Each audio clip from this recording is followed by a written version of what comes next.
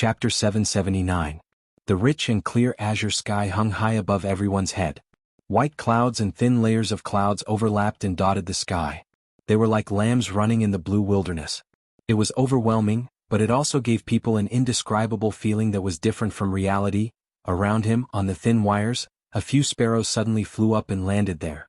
They leaned against each other and chattered as if they were talking about something interesting.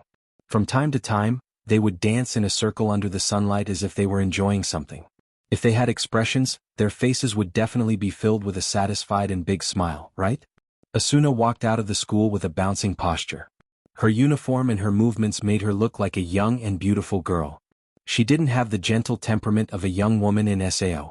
No, it's not that it's gone, it's just that it's buried deep in her bones. Only a lucky guy and a cute little girl can have the chance to enjoy Asuna's temperament. Asuna's temperament? Asuna's temperament? Asuna's temperament is hidden deep in her bones. Only a lucky guy and a cute little girl can have the chance to enjoy Asuna's temperament. Asuna had a bright smile on her face as she walked along the street. Her beautiful face was radiating a dazzling radiance that attracted the attention of all the men around her.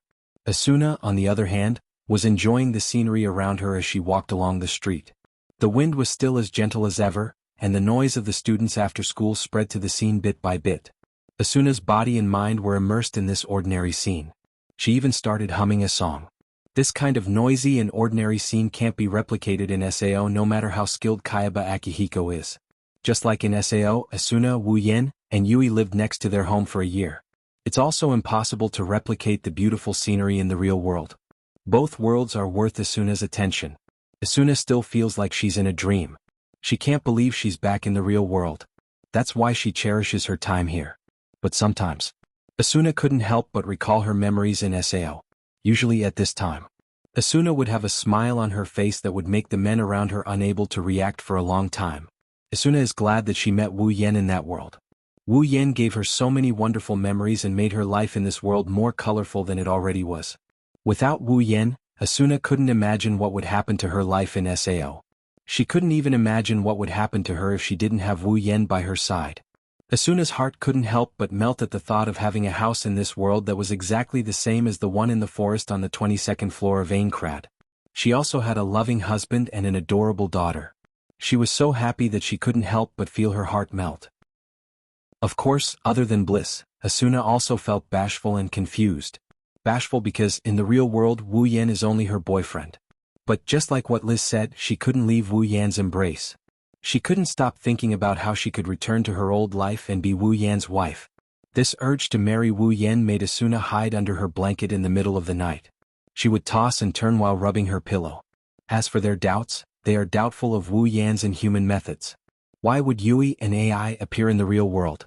She's weak, but why did she become so energetic after drinking Wu Yan's potion? It's like she hasn't been in bed for 3 years. These are the questions in Asuna's mind. However, like Yui, Asuna didn't ask Wu Yen anything. After all, she and Wu Yen have only known each other for a few months in the real world. They don't know each other as much as they did in Sao. It's better to avoid certain things for the time being. Besides, Asuna trusts Wu Yen a lot. She believes that no matter how mysterious he is, he still loves her. Asuna's thoughts started to wander as she stood at the school gate. Unconsciously, a charming smile appeared on her face. It's obvious that she's reminiscing about the happy days in Sao. Ayaya Yui, I'm guessing that Mom must be thinking about us again. Mom is the best. A familiar voice echoed in Asuna's ears and woke her up. She couldn't help but turn around. She saw Wu Yen holding Yui's hand and standing in front of her with a smile on his face. She smiled back at him, but her face quickly tensed up. You two are going to bully me again, right? Asuna's face was filled with fear as she puffed out her chest. This isn't home. I can scream at any time and the school's guards will come out and chase you away. Wu Yen and Yui glanced at each other and they both lowered their shoulders. What should we do? Wu Yen looked like he was abandoned by the world. He held Yui's hand. Mom is going to chase us away, she doesn't want us anymore. Mom is a bad person. Yui cried pitifully and hugged Wu Yan's arm. Dad, don't be sad. Mom doesn't want Dad, Yui wants Dad. Wu Yen was touched. Alright, from now on, we'll rely on each other and despise our mother together. Let's look down on Mom together. Yui, who was just saying Mom is the best just now, said. You. Asuna's lips trembled, tears rushed to her eyes as she stomped her feet. I'm ignoring you. Mom's ignoring us. Yeah, why don't we stop looking down on our poor mom? Poor mom? Uh-huh. Asuna closed her eyes in exasperation, causing Wu Yan and Yui to laugh. Asuna was angry and amused at the same time, but she couldn't hide the happiness in her eyes. As always, your relationship is so good that it makes me envious. Suddenly footsteps sounded. Kirito, Liz, Sachi, Cheyenne, and Silica walked over with smiles on their faces. As expected of a model couple. Kirito raised an eyebrow while carrying a backpack. When are we going to have an earth-shattering wedding in the real world? Asuna's face turned red. Wu Yen shrugged helplessly. I want to, but there's no garden of flowers here and I don't have as much money as I did in the game. Don't worry. Shireen patted her chest, raised her head and said, as long as you agree, I'll help you pay for both the venue and the funds. Hearing Cheyenne's words, everyone laughed helplessly, but they didn't have the slightest doubt. This little girl in front of them was a real rich girl. Even Asuna's family background couldn't compare to her. She could be considered as a super rich girl among the rich. It's worth mentioning that Cheyenne's real name is Yuki Cheyenne.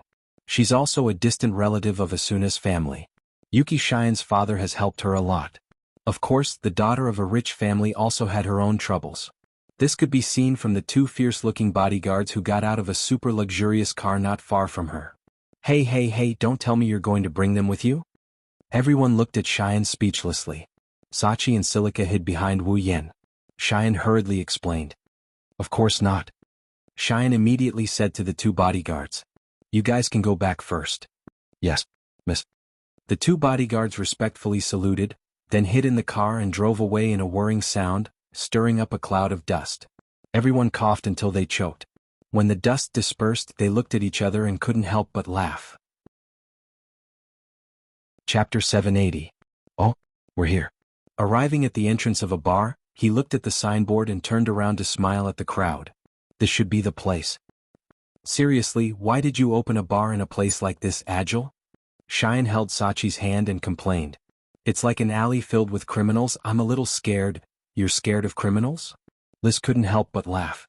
Then why didn't you think twice before leaving with Wu Yen? Hearing this, Shireen lowered her head awkwardly and muttered something under her breath. It doesn't matter, the result is good anyway. That girl, she thought I was a beta tester, that's why she followed me like a fool. Wu Yen grumbled. If she met Kirito, she would have followed you too. Hey, why do you make it sound like I'm cheap? Cheyenne jumped up. It's not like I'm paying for it. Silica smiled embarrassedly. In a way you're paying for it. It's okay. Sachi comforted her when she saw that Cheyenne was about to go crazy. Isn't that great? If it wasn't for that, we wouldn't have known each other. Cheyenne's expression softened a little when she heard Sachi's words. She snorted and turned her head away. Everyone chuckled. You guys, is it fun to chat at the door? The door in front of them was pushed open. A man with some stubble on his chin and a headband on his forehead, who looked a little old, held the door handle and teased. Could it be that because you're a minor, you don't even dare to enter the door of the bar? Klein, you bastard. Wu Yen and Kirito bumped fists with Klein, who they haven't seen in a while. I'm an adult. Wu Yen smiled and said. Don't put me in the same boat as Kirito. Hey. Kirito's mouth twitched. I got married in the game, don't make it sound so bad. Ha! Klein laughed loudly. He patted Kirito's shoulder. Reality and the game have nothing to do with each other. Look at Suda, he didn't even marry his girlfriend in the game, but now in the real world the two of them are fighting like crazy. Sachi was surprised. So the president's girlfriend is here too? Shili lowered her head and mumbled, no wonder he ran so fast after school. Aya, everyone is in pairs? Shireen sighed. His expression became serious. Should I also find a boyfriend? Klein's perverted eyes lit up. He coughed and adjusted his tie. He was about to say something when Wu Yen gave him a harsh blow. Uncle, you're still trying to make a move on an underage girl? Klein's face fell and he jumped as if he was about to explode. Yen, don't forget that you're about the same age as me. You're the one who made a move on an underage girl. That's where you're wrong. Liz giggled. Asuna's face was flushed red as she hugged Asuna. Our Asuna is already 18 years old, she's thinking about getting married every day. Oh, Liz? Asuna's face turned red. She glanced at Wu Yen and quickly turned her head away. She grabbed Yui's hand and walked into the shop angrily. I'm going to ignore you guys. That's a big reaction. Sachi was surprised again. It looks like. Shili scratched her cheek. It's true. Shireen shook her head. She wants to get married. Liz giggled. You guys. Wu Yin bitterly smiled. You're going to get married sooner or later. Don't worry, you guys will be laughed at. Sachi, Shili, and Shireen looked at Wu Yen with a yearning expression. It looks like they're imagining themselves getting married. They have to admit that they're envious of Wu Yen and Asuna's love for each other. Even Liz couldn't help but glance at Kirito. Kirito shuddered. God has mercy on Kirito, he's still underage. As the group of people walked into the shop, the whole picture of the shop appeared in front of everyone. Although it was called a shop, it really looked like a bar. The counter was long and circular. In front of the counter there were a few tables scattered together. One after another, people gathered around the tables to celebrate, shouting frequently. However, when Wu Yen and Co entered the arena, the crowd quieted down and they started cheering even more fervently. Our hero is here. Fei Swordsman, we've been waiting for you. Girls, welcome. Do you only look at girls? Ha ha ha. Cheers after cheers entered the group's ears, causing them to laugh. After that, an offline party for the survivors of SAO began. Yo, winners in life. Agile stood on the counter with one hand on his waist. He grinned at Wu Yen and Kirito. I thought you guys didn't want to show up because you're trying to please your lover. Agile, you're the least qualified person to say that. Kirito mocked him. You're the only one among us who's married. Well, I guess I'm the weakest. Agile pursed his lips and said. Some people who aren't even married already have a daughter. Kirito, Klein, and Agile glanced at Yui, who was happily chatting with the girls at the same table as Asuna. They couldn't help but be curious about the girl's background. It's not that they know Yui's true identity. Only Wu Yen and Asuna know Yui's true identity. That's why they're not surprised to see Yui in the real world. What they're curious about is why Yui's biological parents didn't come and take her back. Instead, they let her live with Wu Yen. They knew Yui became Wu Yan's adopted daughter and lived with him. They just don't understand how things developed to this point. Did Yui's parents abandon her? Or is Yui an orphan? But where would an orphan get a helmet to play games? Dense doubt settled in the hearts of the three men and immediately turned into curiosity. Looking at their appearance, if it wasn't for the fact that they were pure men, it was likely that others would have thought that they were gossipy young ladies from somewhere. Wu Yen pursed his lips when he saw the look on the three's face. He raised his glass and took a sip before looking at Kirito. Oh right, don't you guys have an event tonight? Wu Yen found out that after Sugo Nobuyuki was arrested, Kirito logged into Alo just like he did in the original work. They didn't know why Kirito logged into the game. They only know that after Kirito logged out, he gave a world seed called These to Agile. In other words, just like in the original novel, Vermo is the main theme of this world and Alo is also the main theme. Tonight, Kirito and the others will challenge the new Aincrad. Once again, Kirito's expression turned serious as he looked at Wu Yen. Are you sure you don't want to come with us? Well, Wu Yen scratched his head. If there's a chance, I'll make a cameo appearance, but I don't think I'll be joining tonight. I see. Kirito nodded and said regretfully. That's a shame, it's not as fun without you. He's a hero now, he's looking down on us. Klein said in a sour tone. Then he raised his wine glass and handed it to Wu Yen. Heartless bastard, I'll teach you a lesson today. Kirito and Agile nodded in agreement. Wu Yen didn't know whether to laugh or cry at this. Chapter 781. Sigh. Supporting Wu Yen, who looked like he just got fucked by someone, Asuna sighed for the umpteenth time as they made their way back to the city. Didn't you say you can drink a lot? Asuna complained. Why did you end up like this? Burp? Wu Yen burped. Asuna frowned when she smelled the alcohol on his body. Wu Yen smiled bitterly and apologized. I'm sorry, Asuna. I didn't think I would end up like this, but you can't blame me for this. Wu Yen quickly pushed all the blame away from him.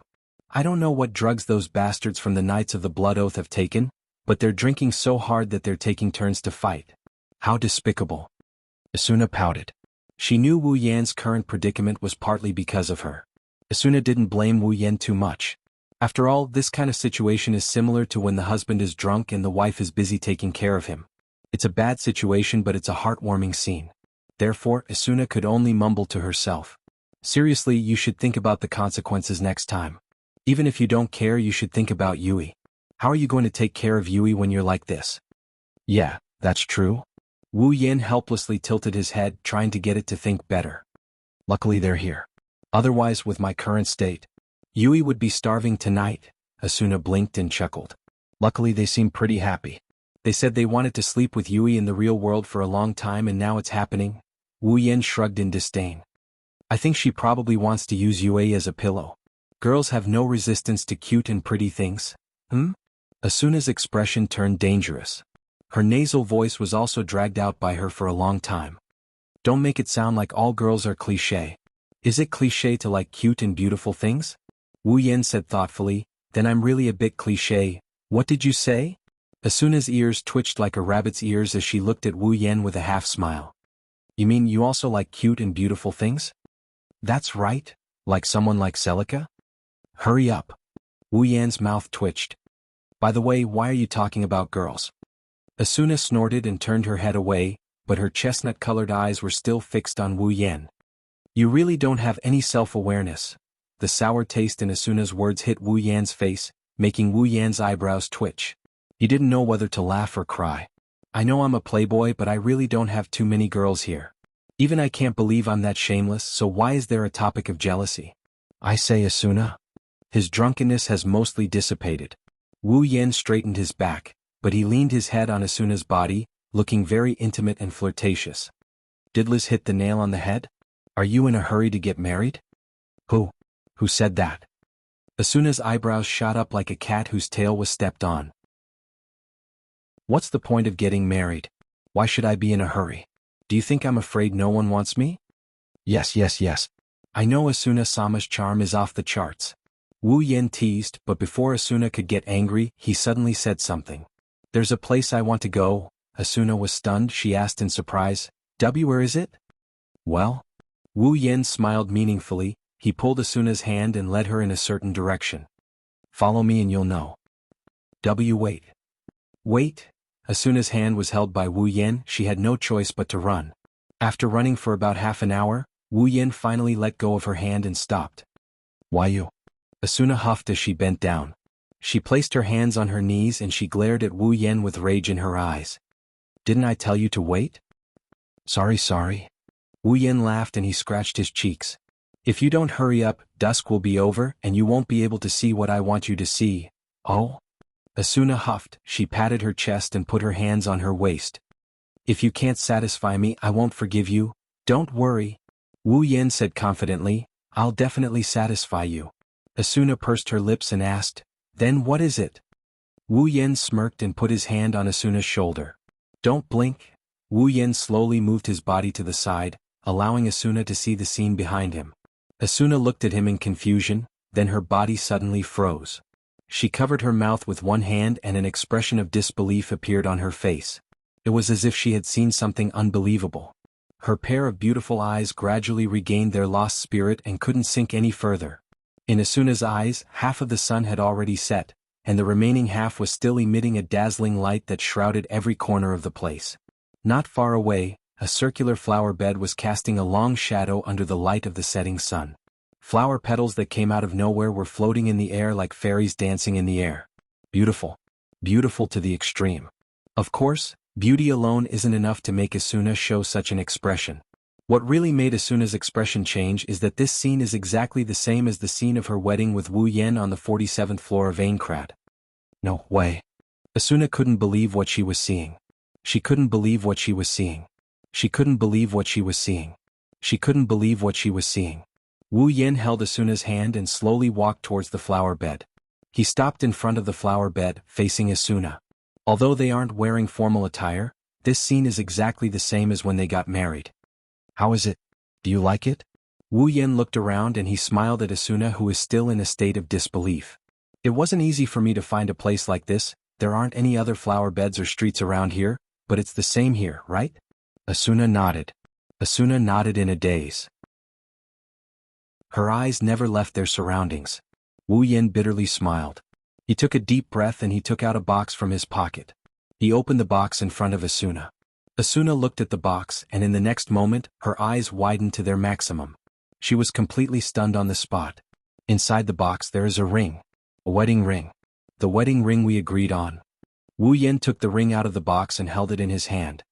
He tilted his head and smiled at Asuna. Asuna, can you please marry me? His words reverberated in Asuna's ears and her heart. She covered her mouth with her hands as tears flowed down her cheeks. She looked at Wu Yan with a smile on his face. She started sobbing and sobbing when she saw Wu Yan smile. Finally, the sound of her sobbing could be heard all around her. Her heart melted. Asuna could only nod. She kept nodding her head. She didn't care about her tears and threw herself into Wu Yan's arms. Her suppressed sobs echoed in the air. Wu Yan chuckled when he heard it. Chapter 782. The dusk scene has completely dissipated. It's done its job. Lights began to flicker in various buildings, dispelling the faint darkness of the night. The streets gradually fell into darkness. The light of the day gradually dimmed, replaced by the light from the street lamps. Only tomorrow will they reappear and bring new warmth to the city. Yui went to Sachi's house to spend the night. Cheyenne, Silica, and Liz also followed her. Originally, Wu Yan was supposed to be the only one in the mansion, but when the door opened and Wu Yan walked into his house, there was a beautiful figure following behind him. Walking on the other side of Wu Yan, Asuna felt a little uncomfortable. She didn't even know where she should go. She looked up and glanced at Wu Yan, but she quickly lowered her head as if she was startled. Her cheeks turned red and her heart was filled with shyness. Asuna didn't know why she wanted to go home with Wu Yan. She only knew that after wearing Wu Yan's wedding ring, she didn't want to leave Wu Yan's side anymore. Asuna didn't even think about it. When Wu Yan offered to take her home, she blurted out, "I'll go home with you." She even secretly sent a message to her family, telling them that she won't be going home tonight. Don't tell me. Asuna suddenly thought of something and blushed all the way to her ears. She quickly covered her face with her hands and shook her head shyly. What Asuna didn't know was that her actions were being watched by someone next to her. Not a single detail was left unnoticed by the person next to her. Wu Yan didn't know how many times he chuckled in his heart. He coughed and sighed as if he wanted to dispel Asuna's shyness.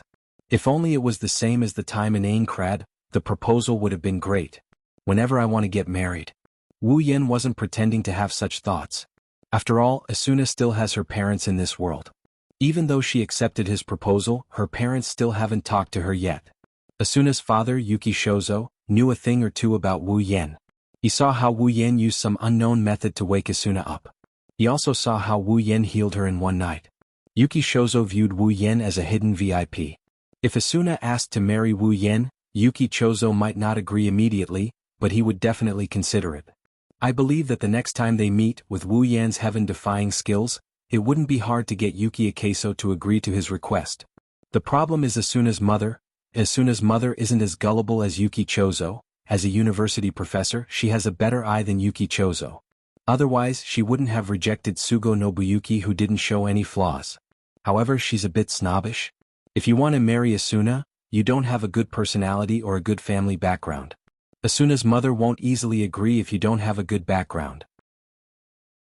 Of course, with Wu Yan's capabilities, he can easily create a background that is on par with the ruler of a country. His family background isn't a problem either. Asuna's mother won't object to this, but she won't agree to it right away either. Even though she's a snob, Asuna's mother still values Asuna in certain aspects. At the very least, they have to spend some time with each other. So, if he really wants to marry Asuna, he won't be able to do it without a certain amount of time. Wu Yan's words successfully diverted Asuna's attention. She looked up and saw Wu Yan's regretful expression. She held his hand and comforted him. I just turned 18, my family will be a bit worried. I will slowly leak some information to them so they can be mentally prepared. For now, let's just treat it as an engagement. Wu Yan bitterly smiled when he heard Asuna's words. If he can, he really wants to marry Asuna right away. It's not that he's too eager, he just wants to leave without any regrets before he leaves. Wu Yan suppressed his thoughts and maintained a regretful expression on his face. Originally, I was so excited to hold another wedding ceremony. Asuna couldn't help but look forward to it. Even though she's experienced a wedding ceremony before, that was in the game world. She's looking forward to a wedding ceremony in the real world. After all, she's a girl. Well, I guess we can only delay it for now. Wu Yan turned around with a teasing look on his face. Anyway, it looks like you're more anxious than I am. Oh, don't joke about this. Asuna's cheeks puffed up as she rubbed her hands in dissatisfaction. She looked at the owner of those hands and smiled again. She leaned her head into Wu Yan's chest. Actually, as long as I can live with you and Yui in this house, I'm already very happy. Is that so? Wu Yin hugged Asuna's waist and rubbed her cheeks. I'm the same. The year I spent with you and Yui in Aincrad's 22-story wooden mansion was the happiest time I've had since I came to this world. Wu Yin hugged Asuna with his other hand. However, I feel like if I don't give you a wedding ceremony, no matter how happy I am, there will be some flaws in my life. I don't want you to say something like, "You didn't even give me a wedding ceremony," when we fight in the future. I won't do that. Asuna yelled in dissatisfaction. She seemed to have thought of something and giggled. Even though we've argued a lot in the past, we've never been serious, right? Yeah. Wu Yen chuckled as he recalled the 1 year of cohabitation in Sao. Every time either you let me win or I didn't want to, or Yui jumped in to stop us. We never got into a fight. Wu Yen giggled as he lowered his head to look at Asuna's face. It seems like our life from now on will be very harmonious. I don't think so. Asuna snorted and said, "Who knows if you'll go out and flirt with other women?" Wu Yen raised an eyebrow and rubbed his chin. According to what you said, it seems like my wish back then was to open a huge crystal palace. Asuna raised her eyebrows and a meaningful smile appeared on her face. Then, when the time comes, please let me help you. Wu Yen shivered as he looked at Asuna's beautiful smile. His heart was beating like a drum. He didn't think that Asuna meant what she said. No. Anyway. Wu Yen smiled and said, "We'll definitely have a wedding ceremony in the future. When the time comes, let's call all the guests who came to our wedding ceremony." Asuna's eyes widened when she heard this proposal. Are you serious?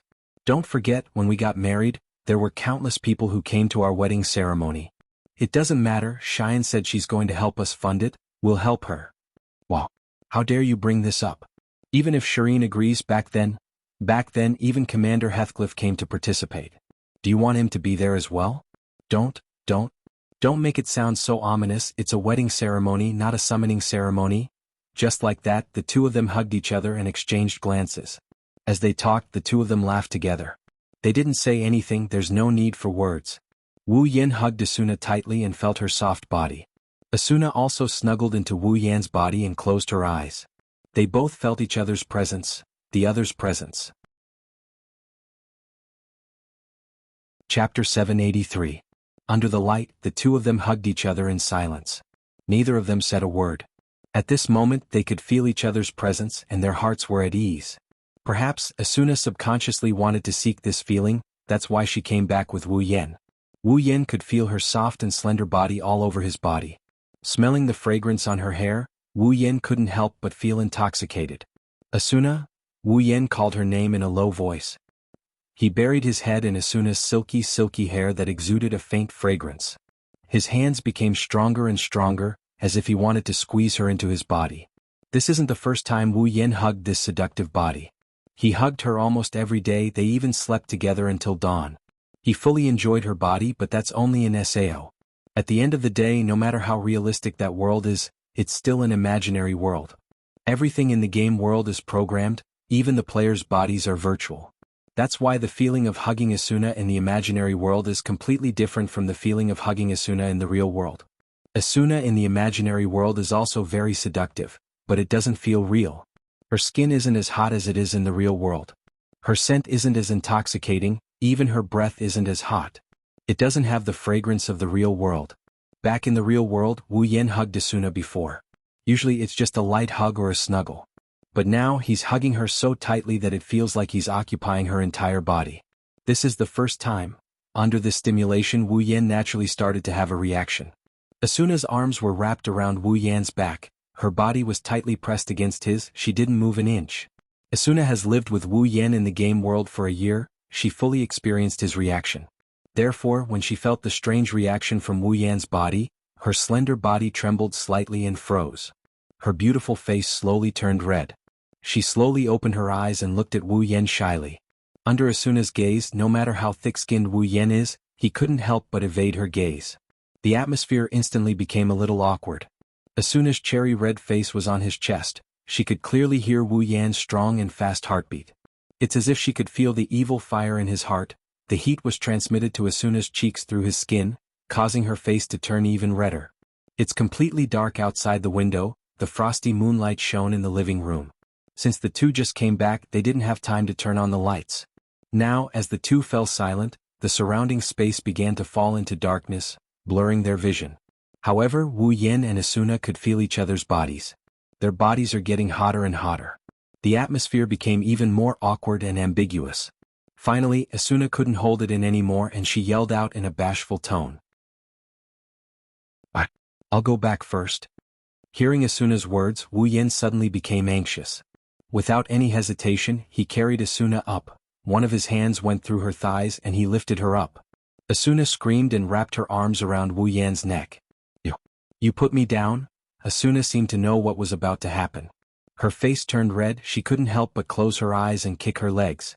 Wu Yin finally realized what he was doing, but since it's already come to this point, he had no choice but to do it. He leaned his head towards Asuna's face and sealed her mouth with his, blocking her words. Asuna's eyes widened before she could react, her teeth were invaded by a force, and her tongue was instantly captured. Wu Yin kissed Asuna's lips while moving from the living room to the living room. The light is getting dimmer and dimmer, the only source of light is the moonlight that shines through the window.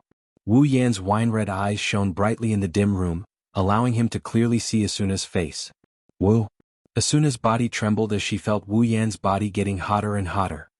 No, however, Asuna's voice had exactly the opposite effect.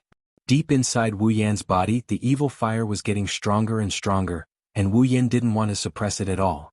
Wu Yan's breathing became shallow and heavy, and his heartbeat accelerated.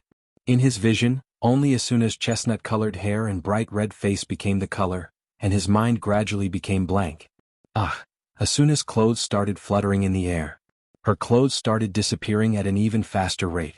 In the end, Wu Yin could see her fair and soft body. Asuna accepted her fate and she closed her eyes.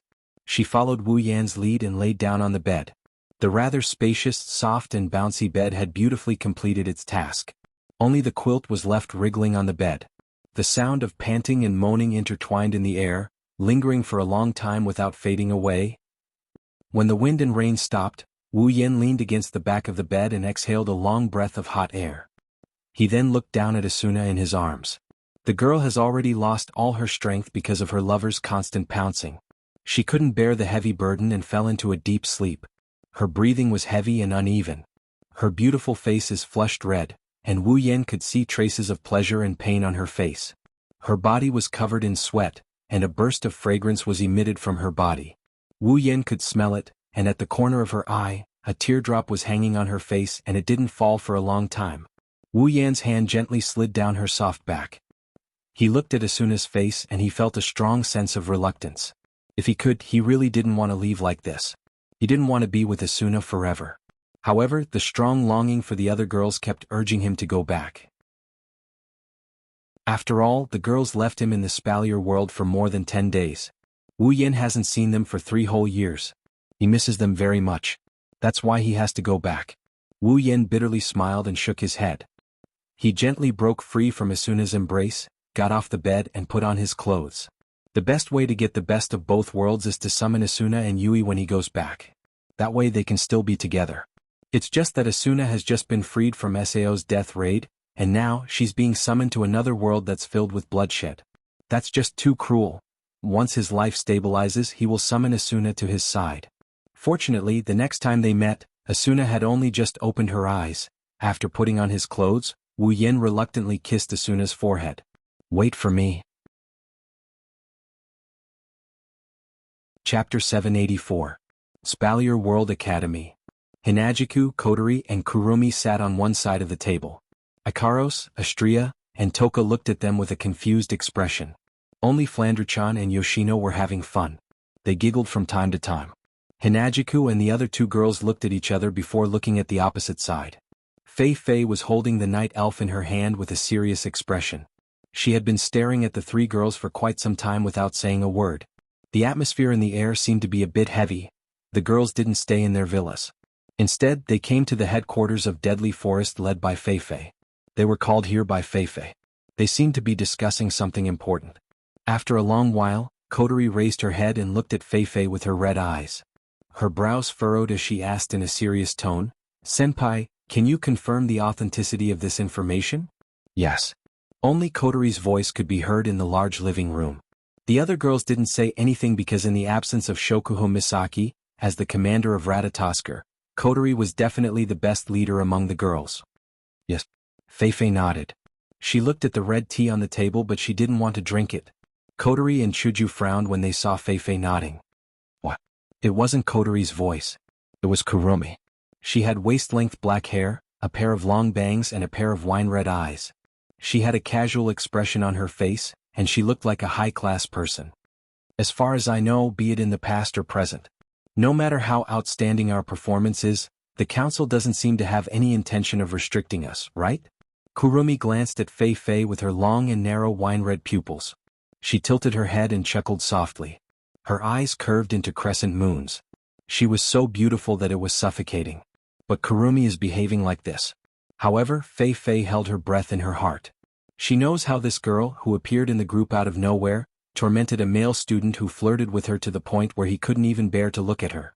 She's a girl who looks even more beautiful than Shokuho Misaki, the queen of the academy, a few days ago. She only showed a little bit of her true strength. Feifei had always thought that Kwang-san was a very dangerous person. Feifei took a deep breath. Her expression turned serious. In the past, the council's elders didn't know what to do with your group. Every elder has different opinions about you people of unknown origins, so it has been delayed like this for a long time. In addition, the old patriarch is on your side.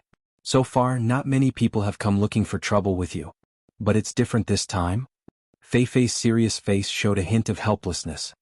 This time, it's not the entire council that's secretly plotting against you, it's the imperial family. The Ailu royal family. Feifei looked at the girls. The first place you appeared was within our Ailu Empire's borders. Because of that, outsiders have long treated you as citizens of Ailu Empire. Now the royal family wants to contact you. That's a very good reason. Such an outstanding and powerful group has appeared among their own citizens. As a member of the Ailu Empire's royal family, it's perfectly justifiable for them to get in touch with these outstanding citizens. Haha. Kurumi narrowed her eyes at Feifei's words. Her slender right hand covered her slightly translucent pink lips as she chuckled. In other words, we have to accept their invitation? Chuju frowned again. She looked at Feifei with a troubled expression. Can't we reject them as usual?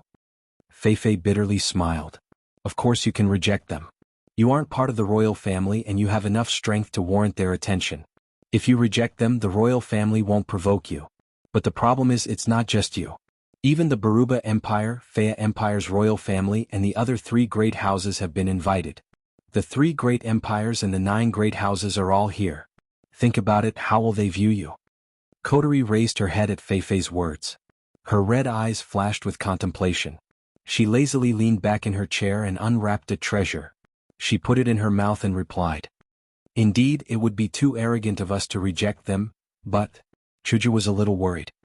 Why would the Ailu Empire's royal family invite us to a ball like that? We aren't nobles or heroes, we're just a bunch of students, right? That's what I don't understand. Feifei pulled himself together and looked at the girls. The old patriarch only asked me to tell you that the imperial family seems to have attached great importance to you all during this period of time. They have been reporting on your movements in the academy. However, because they cannot brazenly monitor you all, they should only be able to get a rough idea of your whereabouts. Oh? Kotori suddenly turned to Feifei. In other words, during this period of time, the news of my brother's absence was also known to them? When the word Oni-chan came out of Kotori's mouth, all the girls went silent. They looked at each other and no one spoke. Even Flandra-chan and Yono, who were playing nearby, jumped up from the ground. Ikaro stared at the girls who were chatting with each other, her indigo pupils filled with longing and curiosity. Seeing this scene, Feifei couldn't help but sigh secretly. What kind of charm did Yen have to be able to make a group of girls who were impeccable in terms of appearance, strength, and character? Moreover, they were disdainful of men and turned a blind eye to him? Feifei calmed herself down and nodded. I'm afraid they do. I see. Kotori pondered for a moment before standing up. Feifei-senpai, thank you for your reminder. We'll be careful. If there's nothing else, we'll be taking our leave. You're welcome. Feifei also stood up and smiled. No matter what, Yen, Chuju, and Mikoto are my good friends. I might not be able to get any useful information, but I can give you a heads up so you can be prepared. Also, the old patriarch told me to do this so you don't have to be so courteous. Thank you so much, Feifei. Chuju tugged at Feifei's hand. Feifei shook her hand. Kotori and Kurumi, who didn't know much about Feifei, lowered their guard. At the very least, they can confirm that this senpai named Feifei is trustworthy. After that, Chuju, Kotori, and Kurumi left with Ikaros, Astria, Toka, Flandre-chan, and Yoshino. They said goodbye to Feifei and left the room. Looking at Hinajiku and the rest walking away, Feifei stood there silently until all the girls disappeared from her sight. Only then did she slowly sit back down. On the table, there were a few cups filled with red tea. The red color of the tea didn't decrease at all. The red color was still swirling in the cups. Feifei stared straight at the red tea in the cups. She shook her head helplessly and laughed. At the mention of Wu Yan's name, the girls who usually don't care about anything lost their composure. Forget about the tea, they didn't even dare to probe further into the topic. Chapter 785. After bidding farewell to Feifei, the group of girls walked out of the door under the admiring gazes of the surrounding Deadly Forest members. They walked towards the direction of the villa area. Along the way, the girls didn't say a word. Even Flandre-chan, who loves to play, was obediently holding Astria's hand. She seemed to know that her sisters were thinking about something. However, after entering the villa, Hinajiku broke the silence and looked at Kotori. "Hey Kotori, do you think we should go or not?"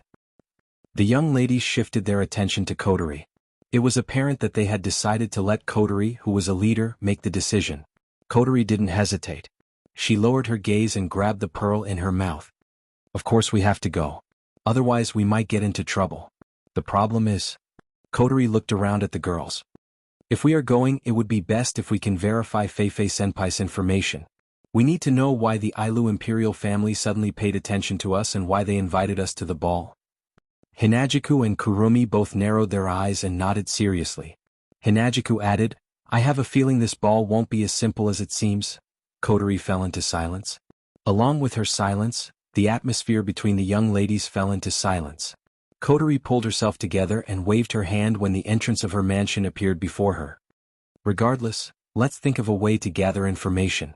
After all, we know too little now." "Yeah. This time." All the girls nodded.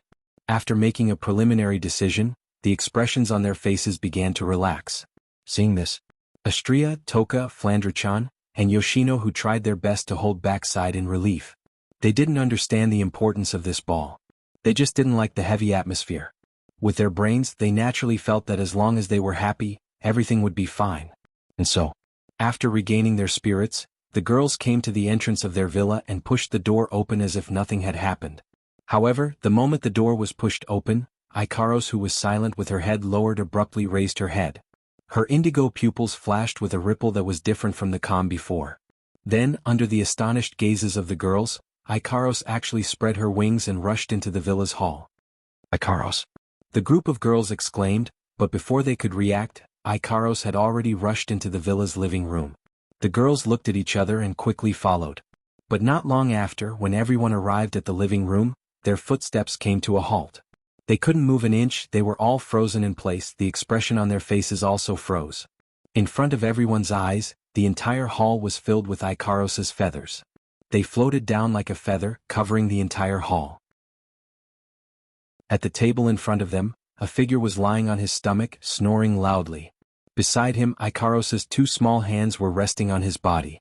Although her expression was as calm as an ancient well, her eyes were filled with joy. Flandre-chan, Astria, and Toka cheered loudly and jumped towards the figure. They didn't recover from their shock until Flandre-chan, Astria, and Toka screamed and jumped towards the figure. "Oni-chan. Shido. Master." In his dream, Wu Yen faintly heard three sweet voices. Then, his body was suddenly weighed down by three different sizes. Unable to bear the burden, he flipped over. A feeling of the sky and earth spinning entered his mind. Then a sharp pain came from his head. Bang. Yuwa. The pain at the back of his head made him groan in pain without hesitation. His drowsiness disappeared without a trace. When he opened his eyes, he wasn't lying on the table anymore. He was lying on the floor with three beautiful girls of different sizes on top of him. They were looking at him with a face full of surprise. Ouch. Wu Yin hugged Flandre-chan, Astria, and Toka. He rubbed his head and sat up. The other girls also came back to their senses. Their eyes were filled with surprise, but it quickly disappeared. "You brat, you finally know to come back?" Kotori frowned and placed her hands on her hips. Her tone was filled with dissatisfaction. King Coterie. Wu Yen rubbed his head and he blinked his eyes. He looked at the girls and he waved his hand in confusion. Yo, long time no see my ass. Hinajiku stepped forward and punched him in the head, waking him up from his dazed state. Only now did he realize the situation he's in. He didn't know what to say, so he just smiled sheepishly, making the other girls annoyed at him. Shido. Toka rubbed her head against Wu Yan's chest. She closed her eyes and enjoyed the feeling. When did you come back? It's been a while. I didn't see you girls when I came back, so I took a nap on the table. Wu Yan patted Toka's head and he pulled the three girls up from the ground. By the way, don't call me Shido. Just call me Wu Yan. Toka tilted her head and said reluctantly. Yes, Shido. Got it, Shido. Haha. Wu Yan laughed dryly. Forget it, do whatever you want, Oni-chan. Flandre-chan clung onto Wu Yan like a koala bear. She said pitifully. You've been gone for so long, Flandre-chan missed you so much. It's been 10 days, right? Chuju stared at Wu Yan. Why were you gone for so long? Wu Yan shook his head with a wry smile. Yeah, it's been a bit long. It's only been 10 days, but I've been there for 3 whole years. Allah. Karama placed her finger on her lips and smiled until her eyes were squinted. House-sama doesn't seem to have changed much. Kotori sucked on the pearl in her mouth and glanced at Wu Yan. This guy is the ancestor of vampires. His lifespan is endless. 3 years is nothing. But I'm not even 30 years old yet. Wu Yan retorted. 3 years is a long time for me, okay? Era, you're so pitiful. Kurumi walked up to Wu Yan and whispered seductively into Wu Yan's ear. House-sama, did you miss us? Or did you miss us? Kurumi put her hand on Wu Yan's chest and slowly moved. She snuggled into Wu Yan's arms and wriggled her body. Wu Yan's face turned red and he swallowed. Seeing Kurumi seducing Wu Yan in front of everyone, the girls raised their eyebrows and their eyes burned. Toka jumped out and yelled, "Don't get so close." Era, what a shame. Kurumi giggled. She whispered into Wu Yan's ear. Let's wait until nightfall and have a good chat. Kurumi laughed as she left Wu Yan's embrace. Wu Yan bitterly smiled as he felt a nefarious fire burning within him. She must be taking revenge on me for being away for so long. Are you reluctant to leave? While he was bitterly laughing, a cold voice came from behind him, making him shudder. He turned around and saw Hinajiku crossing her arms in front of her chest with an expressionless face. She continued expressionlessly. If you don't want to leave, then chase after them. Wu Yan's lips twitched. He glanced at Hinajiku and then at the other girls. His bitter smile turned into a bitter one. He thought they were getting along well. He didn't expect them to be jealous. Chapter 786. Recovering from the joy of the reunion, Wu Yan led the girls to their seats. Ikaros brought out a tea set and poured a cup of black tea for everyone. She also placed a small dessert in front of Flandre-chan and Yono. The two girls were very happy to be treated to such a treat. Looking at this scene, Wu Yan was a bit surprised. Ikaros didn't receive any orders from anyone and she acted on her own by adding desserts for the two girls. Her actions are obviously more thoughtful than before. She's no longer the same as before where she would just follow orders from someone else. Chuju seemed to have read Wu Yan's mind and smiled at him. Ikaros, you've changed a lot. Wu Yan nodded and reached out to rub Ikaros' head. You've changed a lot, you're even cuter now. Ikaros blushed for the first time and started to squirm. Wu Yan couldn't help but laugh out loud. He grabbed her pair of ear-like wings and played with them, causing her to blush even more. Wu Yan's interest was piqued. Just as he was about to tease Ikaros, a piercing gaze landed on him, causing his smile to stiffen. Ahem. Wu Yan coughed in a serious manner before letting go of Ikaros' ears. He picked up a cup of black tea and pretended to drink it. Oh right. Wu Yan paused. Nothing should have happened during this period of time, right? Originally. The reason he asked was because the last time he came back, he encountered something strange in the behemoth forest. That's why he suddenly asked about the birth of the Beast King.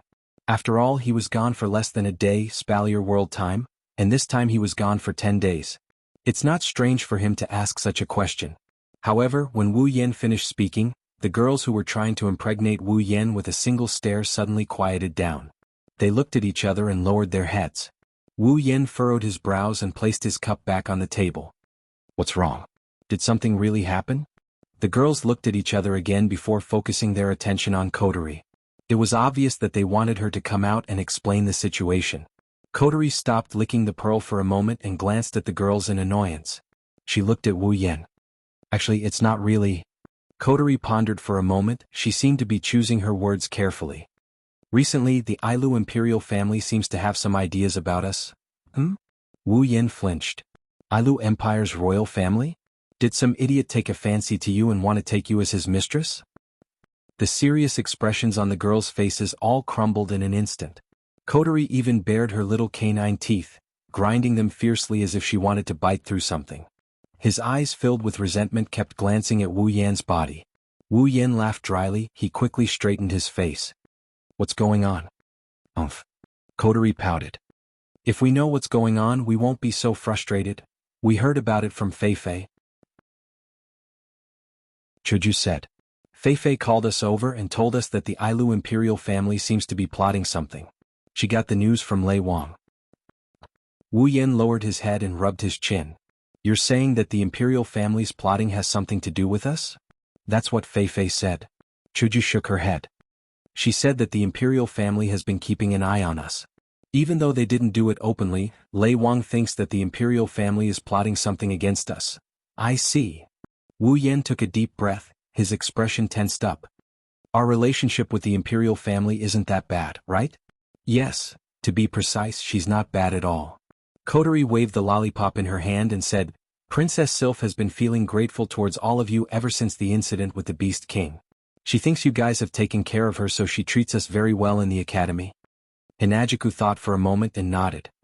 Indeed, Princess Sylph has been taking care of us in some ways. She's only slightly below Starlight Queen and Deadly Forest. That's even less of a reason. Wu Yan raised his head and looked at the girls. Have you all done anything out of line or encountered anything strange in the academy? Chuju and Kotori frowned. They started rummaging through their memories for the past 10 days. Astria suddenly asked in a weak voice. I once stole something to eat. Does that count? Wu Yan's lips twitched when he heard that. As long as you didn't eat a legendary armament, it shouldn't count. Toka also hesitated. I've been there too, Wu Yan laughed awkwardly. Can the two of you eat a legendary armament? Flandre-chan blinked her eyes in realization. Is it because Flan drew a turtle on top of the tower? That very, very tall tower. Wu Yan's heart throbbed like crazy. He almost stopped breathing.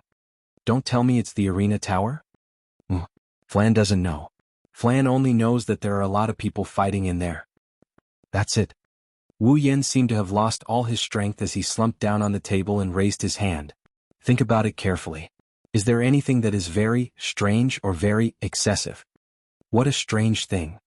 Hinajiku tapped her chin with her finger. If there's anything strange, it's when Yukari left. Bing Ling, Bishi, and the others came to ask about her whereabouts. Ka and Jaffer also came to ask about her. Something out of line? Kotori glanced at Kurumi, who was sitting elegantly. A male student tried to flirt with her, but she broke his arms and legs. Kurumi tilted her head and smiled. She licked her lips. That person, the smell is terrible, very terrible, all right? Wu Yan held his head and knocked on the table. It's not strange that someone came to ask about Yukari. She's a demigod after all. There are only 5 demigods in the world.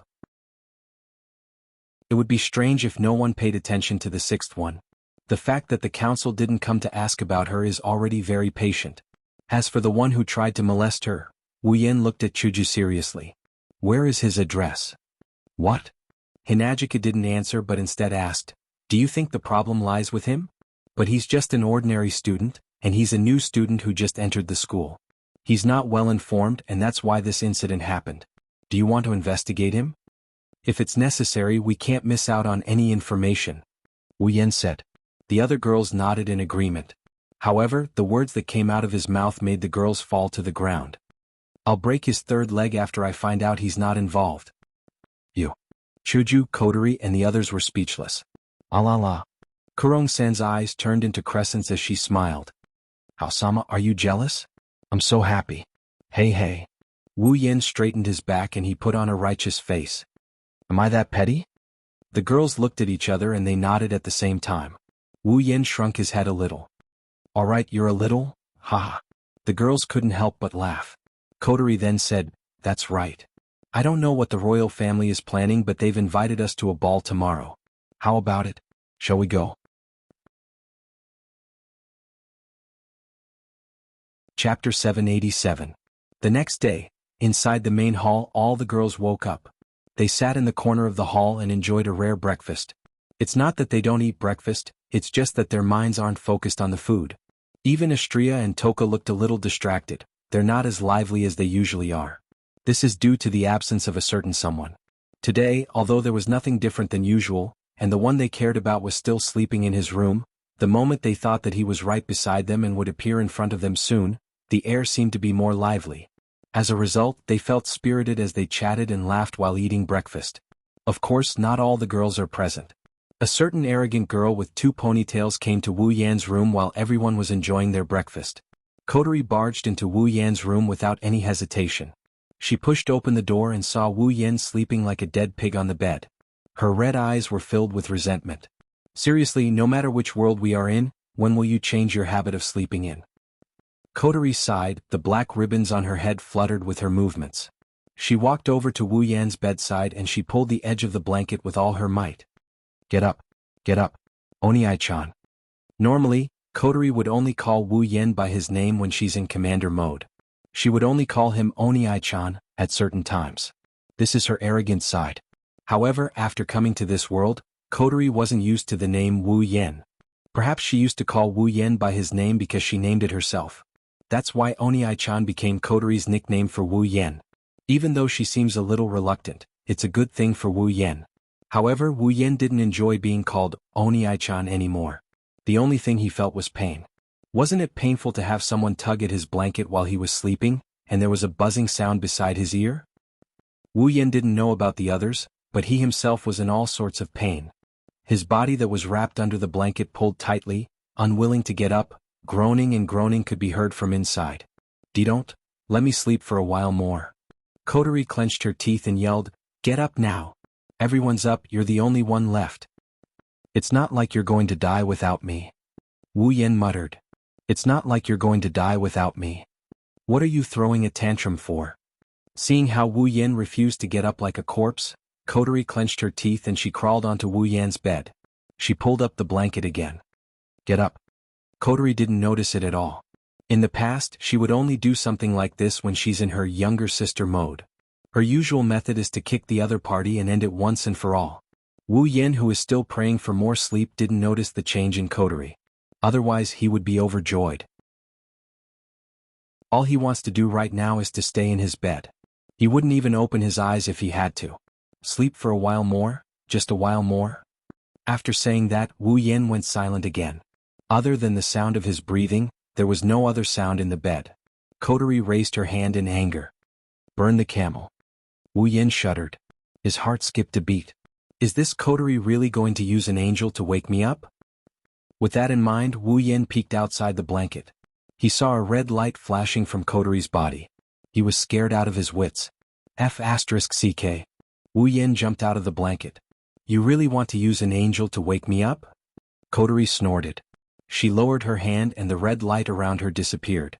She did this to scare Wu Yan, but she didn't say anything. So what? It's not like you're going to die anyway.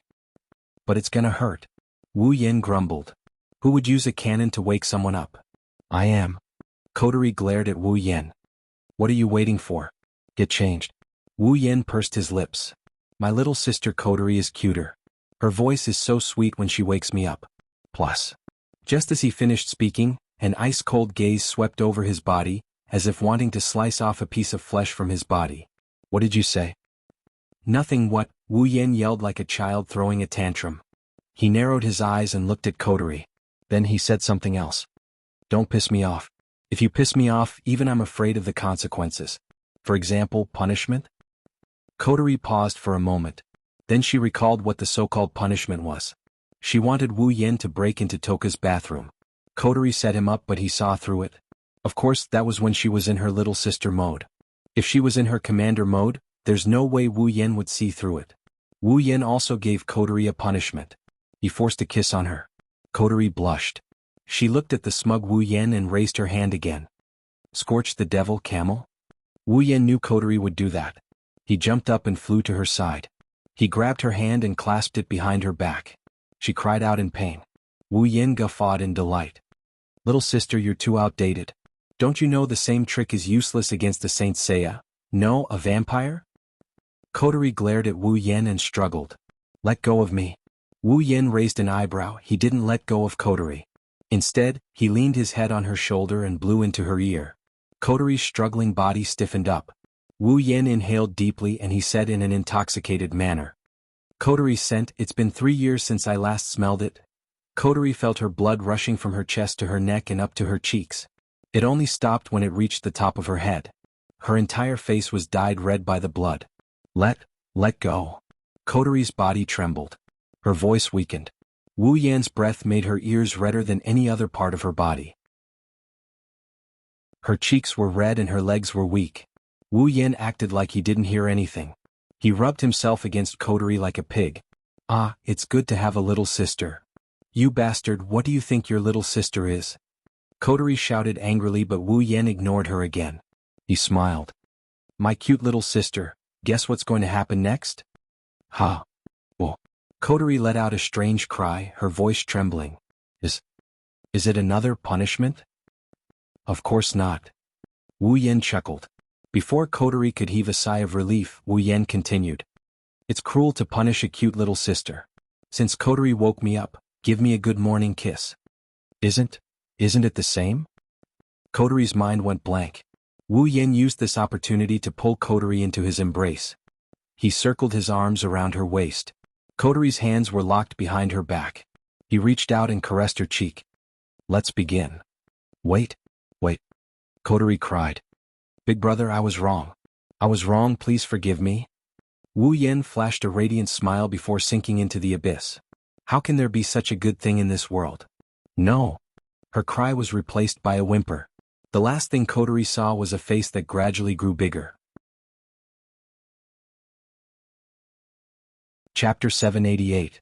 This is the Ailu Empire's king city. As the location of the palace, this city is far more developed than any other city in terms of land area. The resources are only found in the supply town next to the behemoth forest. You can say that just walking through the streets here is a feast for the eyes. There are all sorts of shops from the city gate to the royal palace. Every shop is luxurious, it's like a Western-style ancient museum. The pricey goods are displayed in the most eye-catching places. It's a testament to the wealth of these shops and the power behind them. Money wasn't the only way to open a business in Ailu's capital. Many nobles and even the king's relatives were active in the city. They could be seen entering and exiting the city on a daily basis. How could a business without a proper business cater to their needs? That's why almost every shop in the king city has someone behind them. Some are even opened by the royal family. For example, the only auction house in the king city is opened by the Ailu Empire's emperor himself. It wasn't that one couldn't cause trouble here, but one had to weigh one's own capabilities.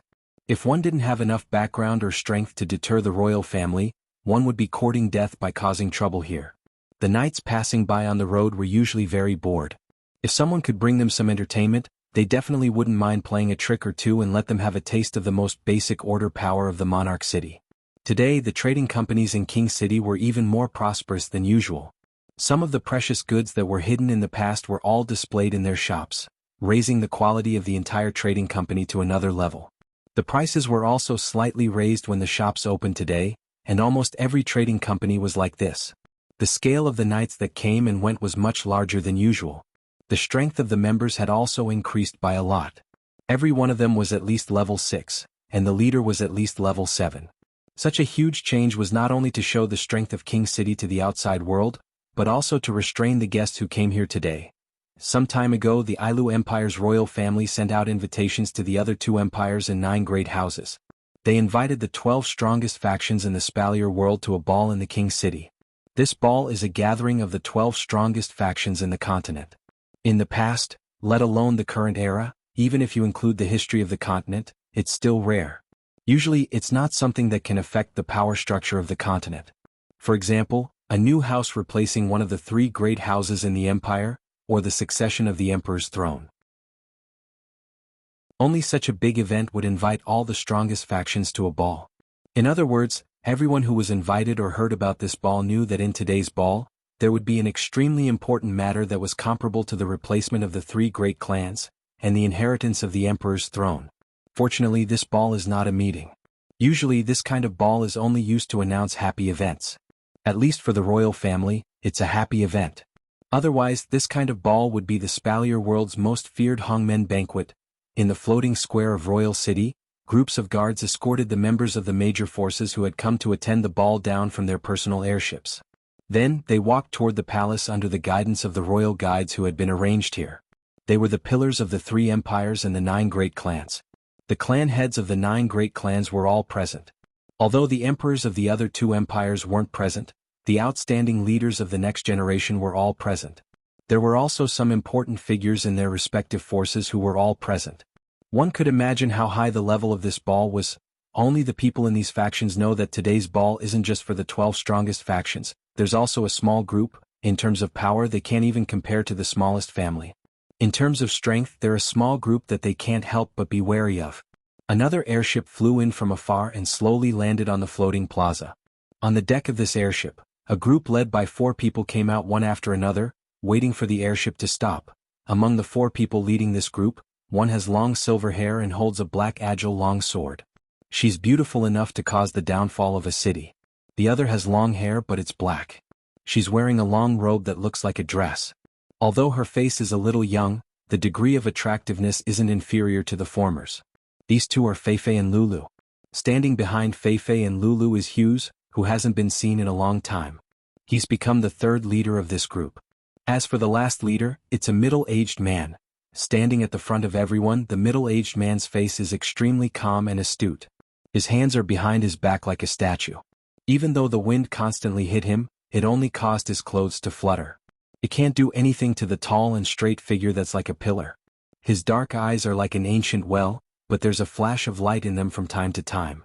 With one look, it's clear that he's a person who's been in a high position for many years. This person is the current head of the Lori family, the son of the Thunder Emperor Lulu's father and Feifei and Hugh's direct mentor, Lar Lar. Lar Lar. As the airship gradually floated down, Lar's figure changed. Lori also began to change her body, which seemed to have been frozen for a long time. She turned her body and looked in the direction of the imperial palace. A powerful voice rang out from her body. "We're here." Lar lightly nodded. He looked at Feifei, Lulu and Hughes behind him. He said calmly, "Everyone here today is not below me in status. Remember, you can cause as much trouble as you want, but today you must control yourself. Don't let others see you as a joke." On the surface, Lar's words seemed to be directed at the 3 of them, but if one looked closely, they would notice that Lar's gaze was actually on Lulu when he said those words. Feifei and Hughes respectfully responded. Lulu saw her father's expression clearly. She pouted her pink lips and said angrily, "Do I look like I'm a troublemaker?" Lar pursed his lips and didn't say anything, but the meaning in his eyes was clear. The answer was obvious. Feifei and Hughes secretly laughed. Lulu was even angrier. She turned around and glared. "Don't laugh." Hughes immediately shut his mouth and tried not to laugh. Feifei's shoulders trembled. Obviously she didn't listen to Lulu. Lulu pulled Feifei's hand and shook it with all her might. "Feifei, okay. Feifei quickly surrendered. "I won't laugh either, you?" Lar didn't know whether to laugh or cry. "You act spoiled whenever others lecture you. When will you grow up?" "Don't think I'm small." Lulu stuck out her magnificent chest. "I'll be an adult in a year." "You know you'll be an adult in a year." Lar smiled. "Before you become an adult you're small. After you become an adult you'll still be small." "I'm not small." Lulu angrily swung her feet. "Who says an adult is small?" "Lulu, no matter how old you are, you'll always be a child in my eyes." Feifei smiled helplessly. "Unless you can change your personality." "Why do I have to change my personality when I grow up?" "I'm not going to change." Lulu put her hands on her hips and proudly said something that made people stumble. "When I become an adult, I'll find someone to marry. Let's see if you still think I'm small." Chapter 789. Even with Lar's temperament, after hearing Lulu's astonishing speech, he couldn't help but be stunned. He didn't react for a long time, let alone Feifei. She had already covered her face, unable to bear to see Lulu's smug expression. No matter what, she is still Lulu's guardian. Only Hughes's eyes lit up when he heard Lulu's words. He took a step forward, straightened his back and angrily made his presence known. The only thing he didn't do was point his finger at his own nose and say something like, "Consider me." It's a pity that Lulu didn't even look at him at all. Ha ha. Looking at the proud Lulu, Lar finally couldn't hold back and laughed out loud. His hearty laughter caused the guards on the airship to look at each other and shake their heads in unison. They knew that only in front of their favorite daughter would the shrewd and capable patriarch of the Lorry family show such a neat side of himself. Patting Lulu's little head, Lar smiled and said, "Good, good, good. When the time comes I'll help you check him out. I'll see what kind of person he is." "Don't laugh." Lulu bared her teeth and glared at Lar. "I'm being very serious." "All right, let's be serious, let's be serious." Although Lar said so, there was an unconcealable smile on his face. "From what you're saying, it sounds like you have someone in your heart, right? Tell me, which family's lucky kid is it?" That's not it." The anger on Lulu's face disappeared in an instant and was replaced by a little blush of shyness. Her eyes began to drift. Anyone with a bit of eyesight would be able to see that this girl did not mean what she said. Lar's smile deepened when he saw Lulu's reaction. However, he knew that with his daughter's temperament she wouldn't tell him the truth. He turned to Feifei. "Feifei, who do you think this girl has a crush on?" As Lulu's guardian and his favorite disciple, Lar had absolute trust in Feifei. Also, if Lulu really had a crush on someone, Feifei would definitely know. "Sister Feifei." Hearing her father's words, Lulu seemed to feel that she couldn't hide her thoughts from Feifei. She grabbed Feifei's hand anxiously. Her eyes were full of threats and pleading, but more than that, she was shy. This girl is really in love. Lar shook his head and laughed. He continued to look at Feifei. Feifei glanced at Lulu's expression and smirked, ignoring Lulu's pleading eyes. She said to Lar, "Teacher, you know that person. The old family head has high hopes for him." "Oh." Lar paused for a moment before lowering his head and muttering to himself. His eyes flashed with a hint of contemplation. "You're someone that father thinks highly of, and you're from your generation. Could it be?" Lar suddenly raised his head. An indescribable smile appeared on his face. "Is it that guy called Wu Yan?" Of course not. As soon as Lars finished speaking, Lulu immediately jumped up in anger.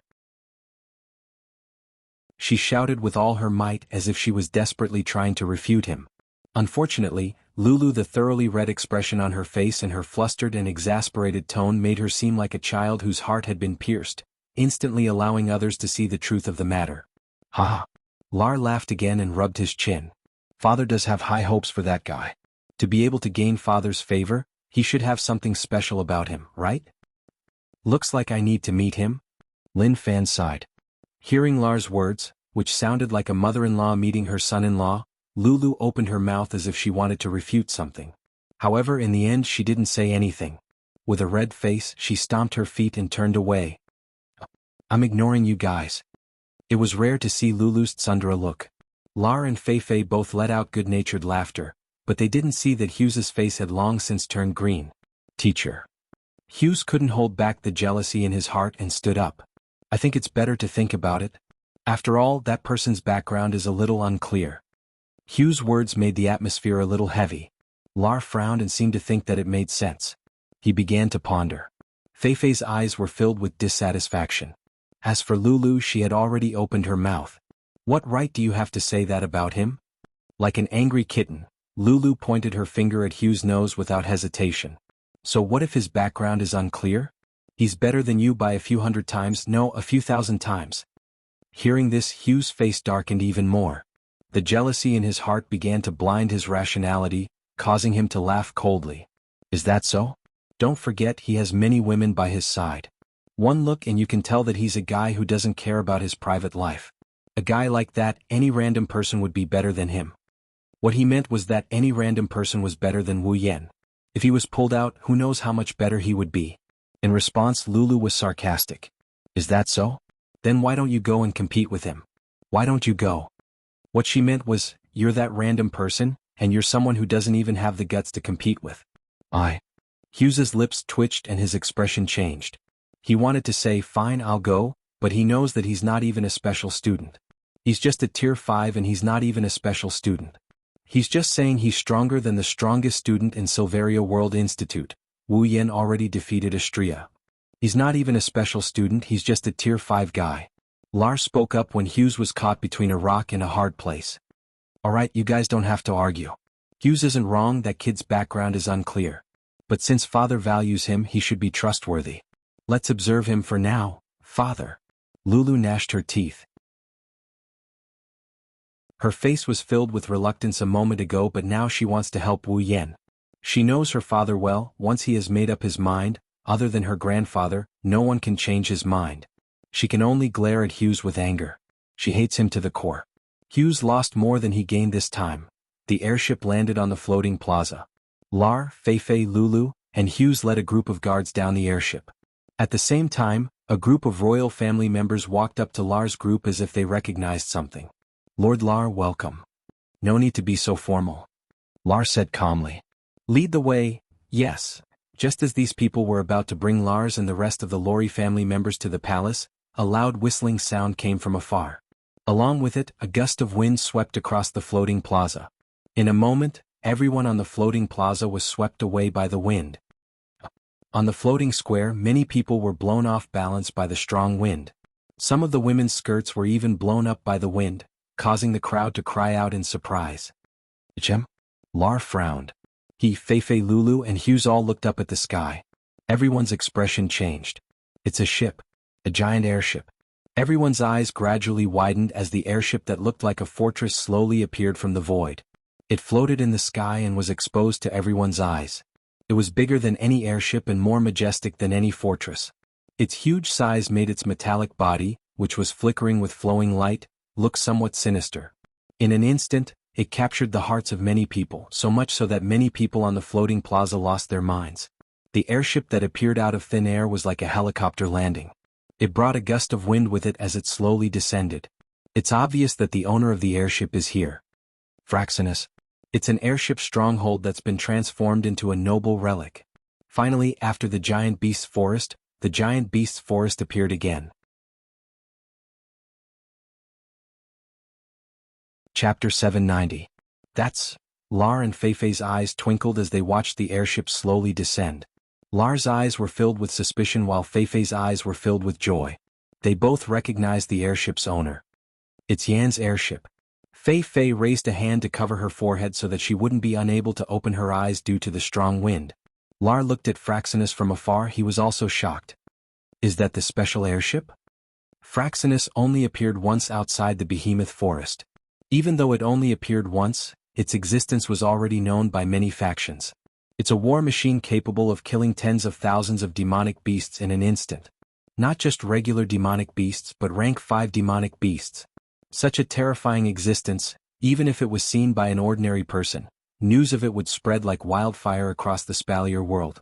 As the number 1 family in the Ailu Empire, the Lori family has information on Fraxinus. That's why many people recognized it the moment it appeared. At the same time, he also knew who the person who drove such a huge monster here was. Is that Yan's airship? Lulu's eyes were filled with stars. It's so cool. Lars stared at Fraxinus for a while before smiling. Interesting. Under everyone's gaze, Fraxinus descended about 10 meters above the airship. It stopped descending and the howling winds disappeared. Fraxinus stopped in midair like a car with its engine turned off. It didn't move at all. Suddenly, an illusory beam of light shot down from the bottom of Fraxinus. It stood on the ground. At the same time, silhouettes emerged from the inside.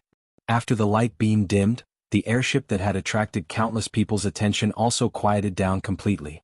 The full appearance of the few silhouettes was also exposed in front of everyone's eyes. They are none other than Wu Yan and Co who are here for the ball. Yan? Feifei and Lulu called out with smiles on their faces. Lulu ignored the gazes around her. She jumped towards Wu Yan's group. Oh? Wu Yan turned around and when he saw the scene in front of him, he smiled and waved at Lulu. Yo, long time no see, Lulu. Yes. Lulu, who was already in front of Wu Yan, impatiently nodded. She grabbed his arm and pointed at Fraxinus in the sky. She stuttered. Yen. That. Don't get too worked up. Wu Yan bitterly laughed when he saw how out of breath Lulu is. Lulu seemed to have caught her breath. She asked eagerly. That's yours, right? Yes. Wu Yan nodded casually. Lulu's eyes flashed with hope. Yan, I want to sit on that. Let me sit on that. Lulu, Chuju shook her head. She grabbed Lulu's hand helplessly. That's not a toy. What are you going to do? Of course. Isn't that obvious? Lulu replied without hesitation. Of course it's to fly around. Hearing Lulu's matter-of-fact words, everyone felt powerless. Where do you want to fly to? Wu Yin said awkwardly. Our destination is here. Ha, second sound. Lulu let out a dissatisfied cry. But I really want to sit and watch. As soon as Lulu finished speaking, her little head was knocked by someone. Don't make such a request. Feifei scolded. She looked at Wu Yen and smiled. Yen Chuju, you're here, Feifei? Long time no see. Wu Yen greeted Feifei with a smile. We're not late, right? We're not late. Feifei glared at Wu Yen. But Yen, you've been very suspicious lately. I couldn't find you anywhere. Wu Yen smiled awkwardly. He shrugged helplessly. Can't help it. I've been busy. Don't listen to his nonsense. Chuju glanced at Wu Yen with disdain. He's just causing trouble everywhere. Wu Yen pursed his lips. He didn't know if he should refute or not. He pretended he didn't hear or see anything. He waved his hand and a red ripple as large as Fraxinus appeared. It floated in front of the airship. Fraxinus slowly flew into the ripple and disappeared with it. Wu Yan's nonchalant actions, under the contrast of the two anomalies, caused the eyes of the surrounding girls to sparkle wildly.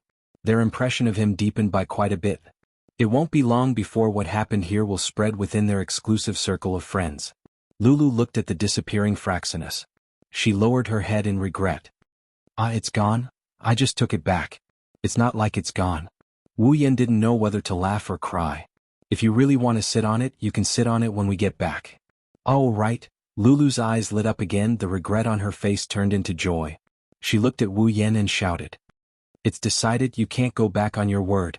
Yes, yes, yes, milady. Wu Yan rolled his eyes and the girls around him couldn't help but giggle. While the girls were giggling, Wu Yan felt an oppressive gaze sweeping over him. He narrowed his eyes and looked at the source of the gaze. He saw a middle-aged man with a pair of sharp eyes. Looking at him, Wu Yan subconsciously activated the system perception that he hasn't used for a long time. Lori, level 79, Wu Yan was stunned by the information he got from the system. His scrutinizing expression turned into one of surprise. Of course, he wasn't surprised by the fact that Lar is only one step away from Tier 9, he was surprised by the fact that Lar is a mere Tier 9. He was surprised by the name Lar. The girls noticed the confrontation between Wu Yan and Lar. Feifei quickly stepped forward. Yen, he's the current head of the Lori family, head Lar. He's also my teacher Lulu's father. Wu Yan blinked. He looked at Lar again. This time he wasn't scrutinizing him. He was sizing him up. So he's Lulu's father, Feifei's teacher, and the son of Grandpa Lei Wang? Musing for a bit, Wu Yan walked up to Lar. The other girls followed him and they arrived in front of Lar. Daddy? Daddy. Lulu pushed Wu Yan's shoulder and introduced Lar excitedly. He's Yen, Wu Yan Lars, and the others couldn't help but feel speechless. Only Lulu would be able to use such a method of introduction in this kind of situation. Greetings, head Lar. Wu Yan's expression turned serious. Lulu was rude. He couldn't be rude to someone he met for the first time. You're welcome. Lar said to Wu Yan the same words he said to the royal family members when they got off the airship. However, his tone was no longer indifferent. Instead, it was filled with curiosity. I've heard of your name for a long time. I've always wanted to meet you. Today, I finally get to meet you. Lar smiled at Wu Yan. As expected of the strongest student in the academy. Even I can't accurately sense your aura. It looks like your strength isn't below mine. I don't have a name. It's just a rumor. Wu Yan waved his hand with a wry smile. I've embarrassed myself in front of you. Not bad. Young man, you're strong but not arrogant. No wonder father values you so much. Lar's lips curled up. Since you're here, let's enter the palace together. Wu Yan naturally couldn't refuse Lar's invitation. He nodded in agreement. Chapter 791. As time passed, it was getting closer and closer to the start of the dance party. In Royal City, in the streets and alleys, in the inns and hotels, the news of the ball had been leaked. Everyone who knew about it had sorted out what they knew and told them. Now, almost every place where people gathered would have discussions about the ball. Everyone was guessing what kind of influence would be involved in this kind of ball that would announce a big event. Under everyone's expectation, God seemed to have opened his eyes. Early in the morning, the originally not very sunny weather gradually became better. The sky was clear for thousands of miles without a single dark cloud. The sun seemed to have risen, sprinkling its radiance over thousands of miles, as if it was heralding something. This could be seen from the satisfied expressions on the faces of those who walked into the palace. In fact, it wasn't just the general public. The people who came to the ball were also trying to guess the theme of the ball. No matter what happens later, at least for now, they're still in a good mood. Maybe it's because of the weather or they're just keeping their thoughts to themselves. There were still a lot of people who went to the imperial palace to attend the ball. Although only a few forces were qualified to attend, these forces wouldn't just come themselves. For this kind of ball, they would usually bring the younger generation to see the world, meet other nobles, meet face to face, or show off the outstanding talents of the younger generation in front of others. It was a kind of communication. That's why Lar brought Fei, Lulu, and Hughes here. It was also to let them see the world or to show off a little. Needless to say, Lar did have the ability to show off. Fei, for example, broke her own barrier after her trip to the behemoth forest. She's not even 25 years old yet. Isn't it enough to show off that she's a rank 8 powerhouse? The Spalier World Academy is a gathering place for geniuses from all over the world. Excluding Wu Yan's group, the only ones who can become a rank 8 powerhouse before the age of 25 are Sylph, Kaya, and Jaffer. Right now, Fei was the only tier 8 powerhouse under the age of 25 other than the royal families of the three empires. This kind of capital was enough to show off in this kind of world-class ball. Of course, this doesn't include Wu Yan's group. Their appearance has caused chaos in the Spalier World Academy. Prior to this, no one in the Spalier World Academy had more than 3 rank 8 powerhouses. As for Lulu, she's ranked less than 100 in the Spalier World Academy. She's a super genius who became a special student through her talent alone. There was still a year before he would reach adulthood. He was 17 years old this year, and he was already a 6th grade magician. With Lulu's talent, it shouldn't be hard for her to reach rank 7 by the time she's 20. At that time, if she can reach rank 8 before the age of 25, she'll be another Fei. Although Lulu's current strength isn't enough to catch the eye of others, her talent is outstanding even among the top 100 special students. Her talent is also one of the best. In this ball, she and Fei are the main characters of the Lori family. Hughes, on the other hand, was only an elite student. His talent couldn't compare to Lulu's and his strength couldn't compare to Fei's. He couldn't even compare to Lulu's. However, he was almost at the peak of the 5th order and he had just turned 18. He should be able to reach the 6th order by the age of 20, and the 7th order by the age of 20. In this kind of situation he should be able to make a name for himself. However, compared to Wu Yan's group, they're more than a level lower. All of them are rank 8 and above. Ikaros and Flandrechan are rank 9 powerhouses. On top of that, there's also Wu Yan whose strength is constantly changing. They don't know why they're invited to this ball, but they're definitely qualified to participate. In front of the palace gates, the guards stopped here and didn't continue forward. The nobles who came to participate in the ball all left their subordinates behind. Those who were familiar with each other walked in while chatting and laughing with each other. Those who weren't familiar with each other just greeted each other before being led to the ball by the guide. For a moment the scene was quite lively. Lord Lar is here. When Lar and Wu Yan appeared with the girls, the nobles and ministers in front of the palace warmly welcomed them. Some came to get acquainted with them while others came to get acquainted with them. There are quite a number of such people at the palace gates. When Lar saw them he couldn't help but frown. Let's go in. Lar didn't even look at those nobles. His body naturally emitted a wave of do-chi like a gentle breeze. Although the do-chi wave was small, it directly forced the surrounding nobles and ministers back. Moreover, it didn't hurt them at all. Then, those nobles and ministers looked at each other in shock as he walked into the palace. Wu Yan, who saw the scene just now, was stunned. He looked at Lar with admiration. As expected of the head of the number 1 family, not only is he only a step away from reaching rank 9, his control over his strength is already at the microscopic level. In terms of control, he's on par with Wu Yan, who has infinite martial refinement. Lar isn't Wu Yan, who can directly exchange abilities with the system. His control over his strength must have been honed through countless trials and tribulations. Unlike Wu Yan, who has a golden finger, his methods are brilliant. Of course, it's hard to say who will win in a real fight with Lar. Wu Yan didn't just play games and fall in love during the 3 years he spent in Sword and Saber Dominion. Don't forget, Wu Yan can also gain experience by killing monsters in SAO. The monsters in SAO can't be compared to real strong players. Wu Yan won't get a lot of experience from killing monsters like that, but it's a lot of experience. After killing monsters like that for 3 whole years, Lar will be able to level up a lot. Wu Yan's current level is the same as Lar, level 79. He's a true peak rank 8. At this point, leveling up is the end of the road. It won't be easy to level up anymore. This can be seen from Astria, who reached peak rank 8 before Wu Yan entered Sword and Saber Dominion. 3 years of experience boosted Wu Yan to the peak of Tier 8.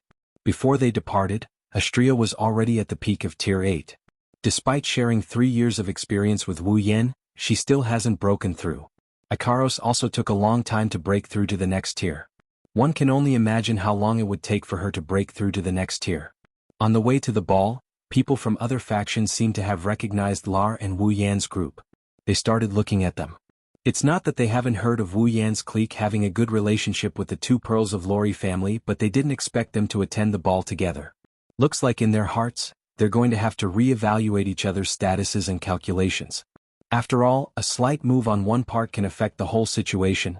This doesn't necessarily mean a good thing. It didn't take long for them to arrive at the ball venue. It's a dazzling palace. It's entirely silver in color. After entering the palace, they saw a magnificent sight. The walls were painted in gold and there were magic lamps hanging from the ceiling. The entire place looked like a colorful paradise. Luxurious and extravagant are the first words that come to everyone's mind. Quite a number of people have already arrived. They gathered in groups of 3 to 5 and chatted with each other. There are also some juniors following them. There are about 100 people in the hall. It's not a small number. As for the ball's host, he hasn't appeared yet.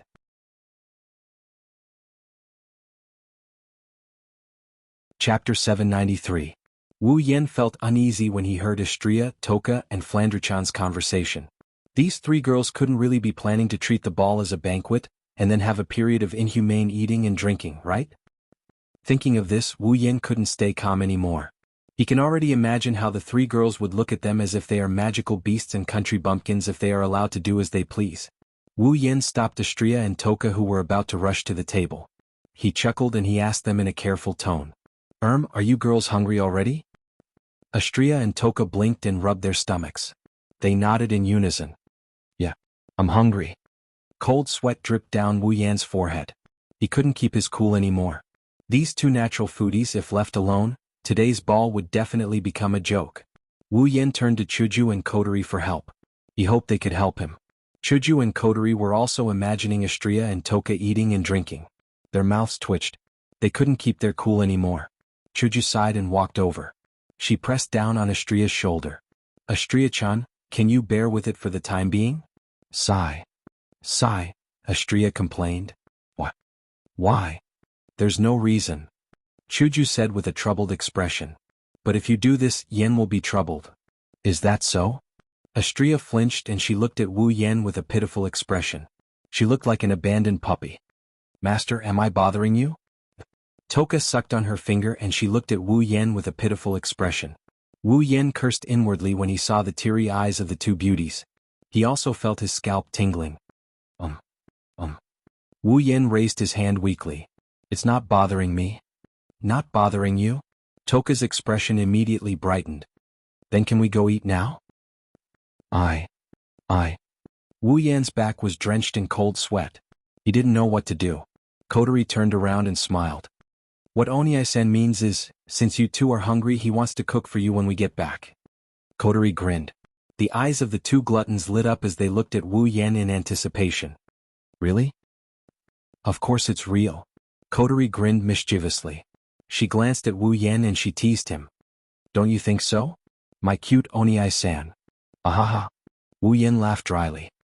He looked like he aged 10 years as he slumped his shoulders.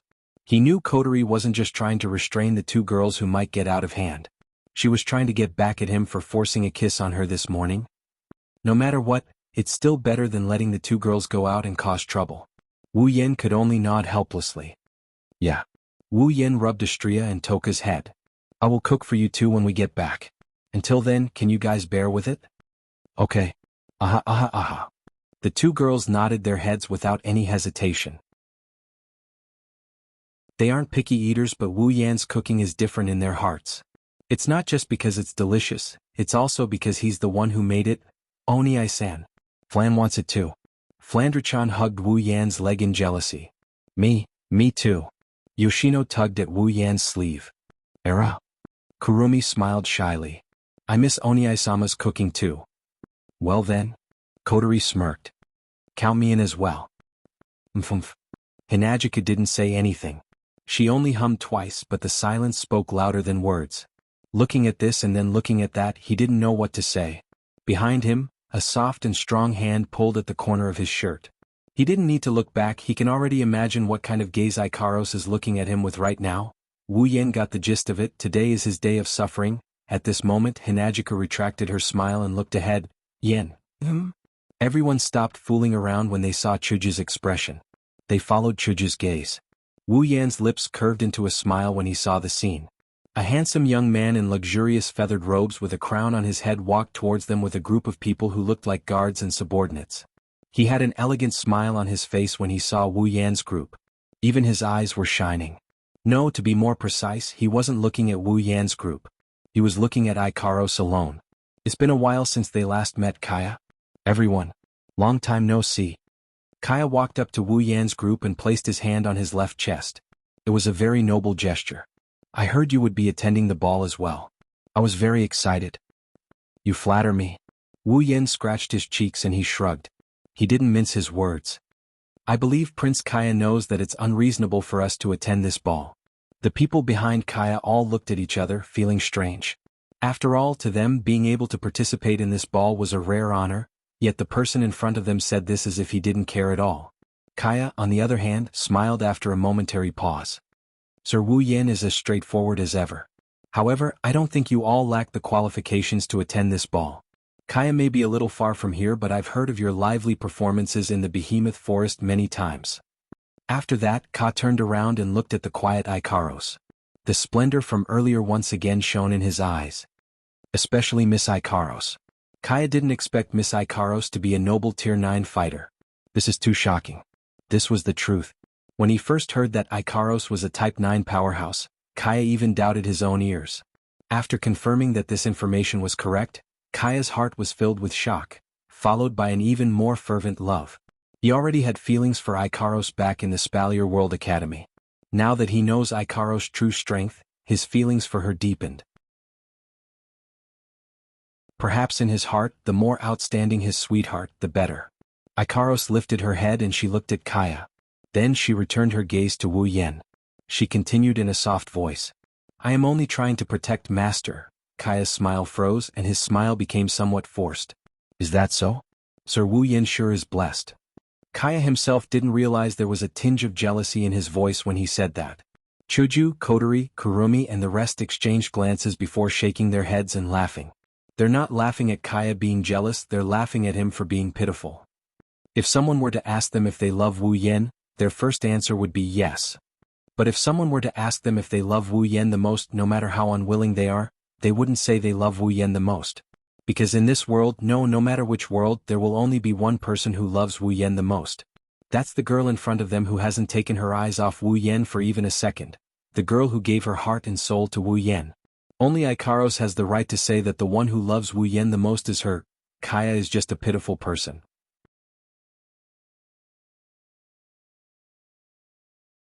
Chapter 794. Ka didn't express his intentions too obviously. He suppressed his urge to talk to Ikaros and started chatting with Wu Yan's group. Not only Ka, even Bing Ling, Bishi, Jaffer and other youngsters from major factions came over to chat with Wu Yan. It's not because they are familiar with Wu Yan's group, it's mainly because of Ikaros and Flandre-chan's relationship with this small group. They wanted to make friends with them, they wanted to test them, they wanted to come over and greet them. Wu Yan is very impatient with these people coming to find him. After all, he doesn't like this kind of hypocritical pleasantries. But he didn't go overboard. After all, it's a ball after all, it's necessary to have some exchanges. Luckily, this isn't the first time Wu Yan has experienced this kind of situation, so he handled it with ease. He said what should be said and didn't say what shouldn't be said. His choice of words was also quite appropriate. Chuju, Kotori, and Kurumi were surprised to see Wu Yan like this. In their minds, Wu Yan wasn't someone who couldn't appear in big events, but he wasn't good at it either. They didn't expect him to look like this. It seems like the 3 years of dungeon exploration didn't just change his strength. Of course, the girls didn't just stand there and do nothing. Each of them is famous in Silveria World Institute. With their outstanding looks and strength, there were plenty of people who came to chat with them. Other than Ikaros, Astria, Toka, Flandra-chan, and Yoshino, Hinajiku, Kotori, and Kurumi are all doing the same thing as Wu Yan. They're all here to chat with the girls who came to chat with them. In a short while, it actually caused this place to become unusually lively. It has to be said that the 3 girls' performance in this situation is in no way inferior to Wu Yan's. Hinajiku is the student council president of Hakuo Academy. As the king of popularity in a noble academy, her magnanimous temperament won the praises of many. Kotori was the commander of Ratatosker. She was even more at home than Chuju in this situation. The nobles who looked down on her due to her petite appearance were surprised. They even looked at Kotori in a different light. As for Kurumi, needless to say, even though her heart was as pure as an elf's, her nature was much closer to that of a human's due to her dark experiences. Moreover, her elegant cultivation made her seem like a rich young lady. She spoke with ease and became a rare sight at the ball. After the ball, the girls had already become the focus of attention. The surrounding male participants frequently shifted their gazes towards them, and groups of them tried to strike up a conversation.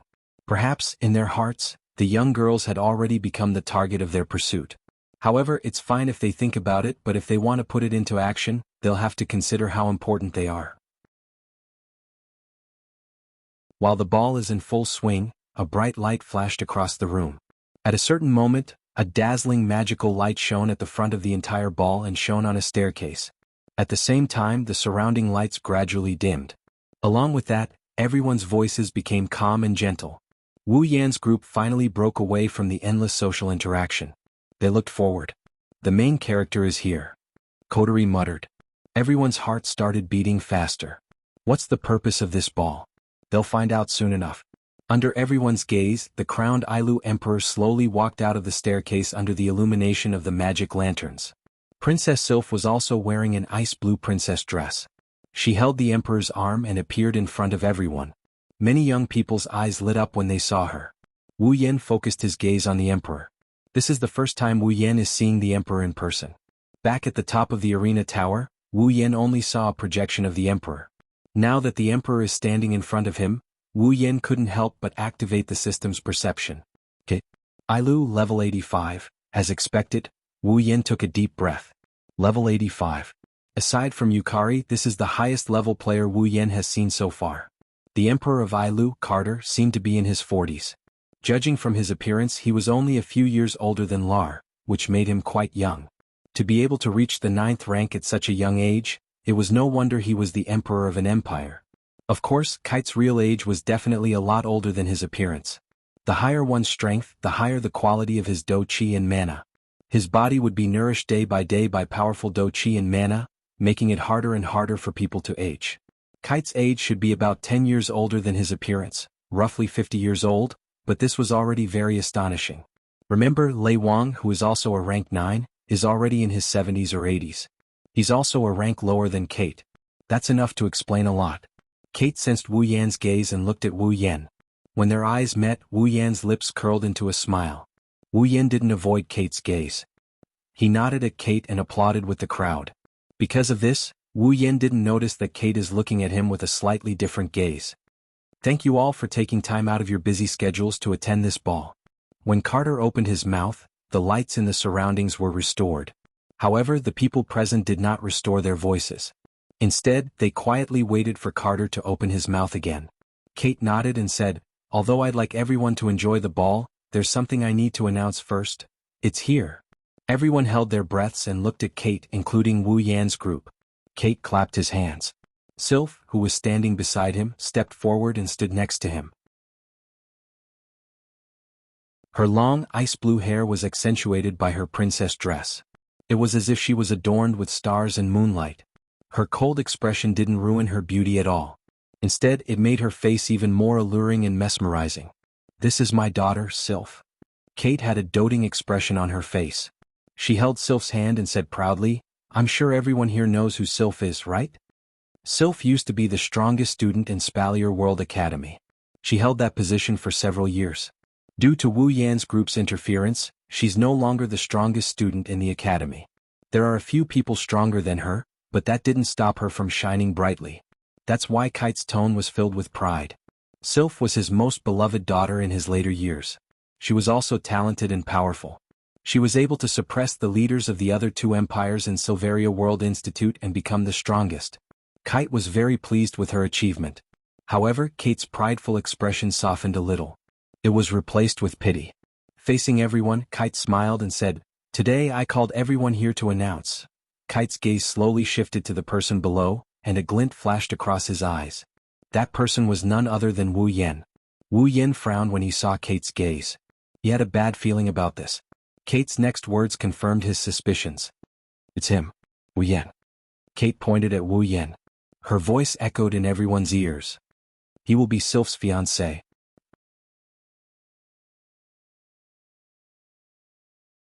Chapter 795. Wu Yan was stunned. The other girls were stunned as well. Everyone in the room was stunned by what they heard. That shocking speech was like an echo. Even after a few seconds, it was still reverberating in the air. It was repeated over and over again into everyone's ears, giving them a dreamlike feeling that was hard to believe. Wu Yan looked at the stunned Wu Yan and then at the emotionless Sylph. Everyone felt like they were about to go crazy. Are you sure the two of them are compatible? It's also because of this that these people who have seen a lot of big events were shocked by Carter's statement. It's not that they are mentally weak, but the contrast is too great. They couldn't believe that the famous ice princess in front of them would become the fiancée of the recently famous Wu Yan. This is too sudden. Regardless of how sudden it is, Carter's statement is proof that he is telling the truth. Words of gold and jade are equally suitable for the ruler of an empire in the Spalier world. However, when they realized that this was the reason why Carter organized this ball, everyone's heart skipped a beat. They looked at Carter with a pensive gaze. Sylph is an excellent person and is popular in the Ailu Empire's imperial family. However, it's a bit exaggerated to gather all 12 of the continent's top factions for a ball just to celebrate her marriage. In the past, a ball of this nature was supposed to announce something. At the very least, the emperor of an empire or one of the three great houses was replaced. Only then would a ball of this nature be held. The ball was supposed to announce the change in power structure to the entire world. The marriage of an empire's princess is a big deal. Isn't it a bit too much to make an announcement at a ball like this? Unless, of course, Wu Yan becoming Sylph's fiancé has other implications. For example, Kate is planning to marry Sylph to Wu Yan in order to pass the throne to Wu Yan. That's another matter altogether. But is that even possible? As far as they know. Before today, Carter and Wu Yan didn't interact at all. Even if Carter paid attention to him due to his mysterious identity, he wouldn't give the throne to an outsider. It's not like Carter doesn't have a son. He might not be famous, but it's still better than an outsider. In other words, Carter has other considerations. Could it be? He wants to use Wu Yan as a link to rope in the two Tier 9 individuals.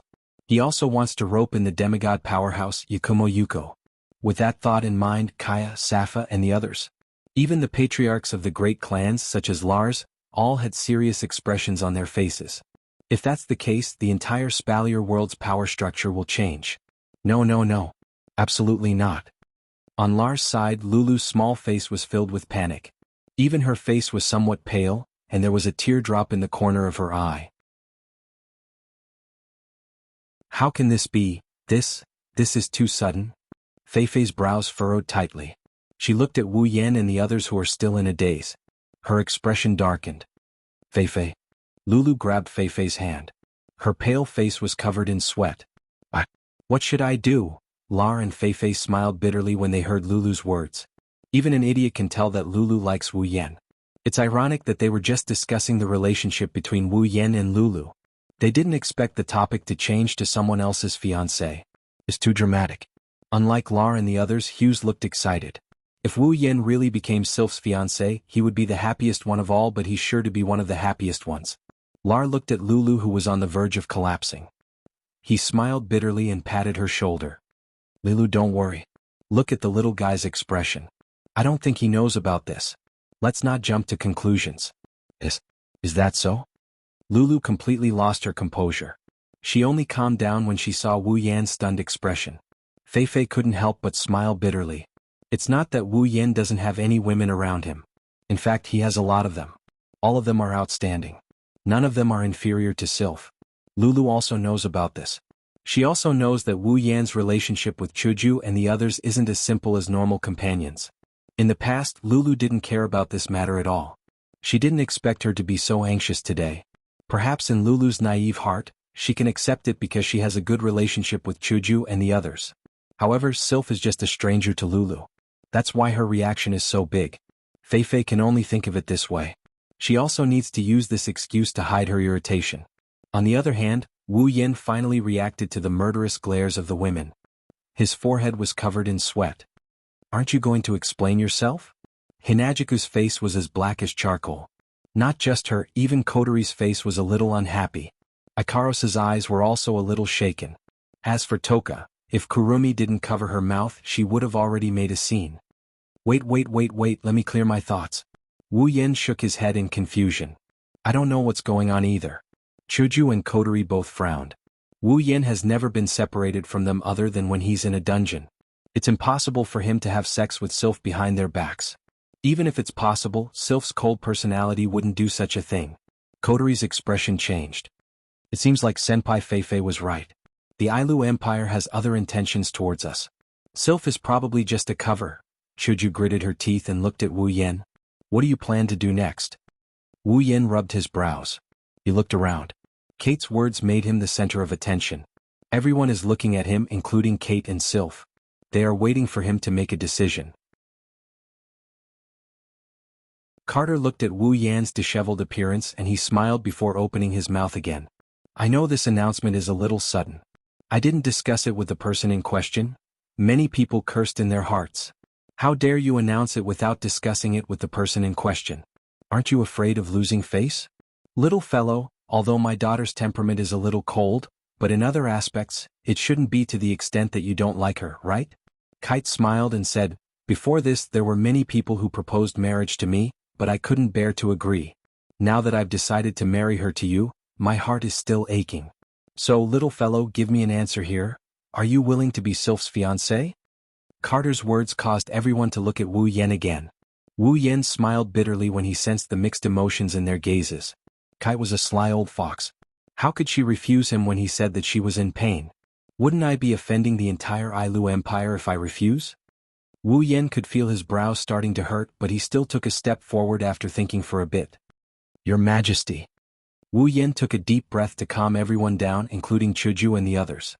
Should I agree or not? Should I agree or not? Many people already had an answer in their hearts.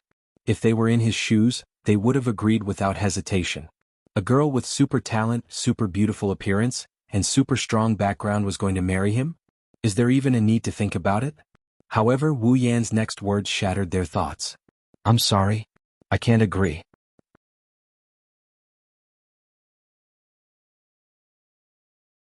Chapter 797. And so, the ball came to an end amidst the cheers of the guests. At least, that's what it looks like on the surface. After Kate's announcement, it was up to the participants to decide what to do after they returned home. That was their own business. In their minds, Wu Yan and Sylph's engagement is just a way to rope in Yakumo, Ikaros, Flandrechan, and the others. They believe that Wu Yan and his party would be tempted by any faction. Even though the ball is over, Wu Yan, the main character of the ball, stayed behind. It's not only because of Kite's invitation but also because he has a lot of questions in his mind. In the palace, Kite sat on a chair at the front of the room. Next to him is Sylph, who has changed into an ice blue robe. Wu Yan, Chuju, Kotori, Kurumi, and the others are facing each other in silence. They've been like this for quite some time now. Kite sipped his tea leisurely and smiled at Sylph, who was pouring tea for him. He glanced at the silent Wu Yan and the others and shook his head. He finally opened his mouth. "I know you have a lot of questions." Kite lowered his head. He sighed and said to Wu Yan, "Ask me anything you want, I will answer you if I can." Wu Yan lowered his head and he exchanged glances with Hinajiku and Kotori. The two girls nodded and he looked at Kite, who had an indiscernible expression on his face. He took a step forward. "If that's the case, I won't hide it any longer." Wu Yan pursed his lips. He looked at the expressionless Sylph and asked Kite in a serious tone. "Your Majesty, can you tell me why Princess Sylph is engaged to me?" "I didn't think you'd ask me that directly. Don't tell me you're not attracted to Sylph at all?" Kate chuckled. "Well." Wu Yan scratched his cheek. "It's not that I'm not attracted to her. It's just that I've never wanted to be with Princess Sylph. After all, we haven't interacted much.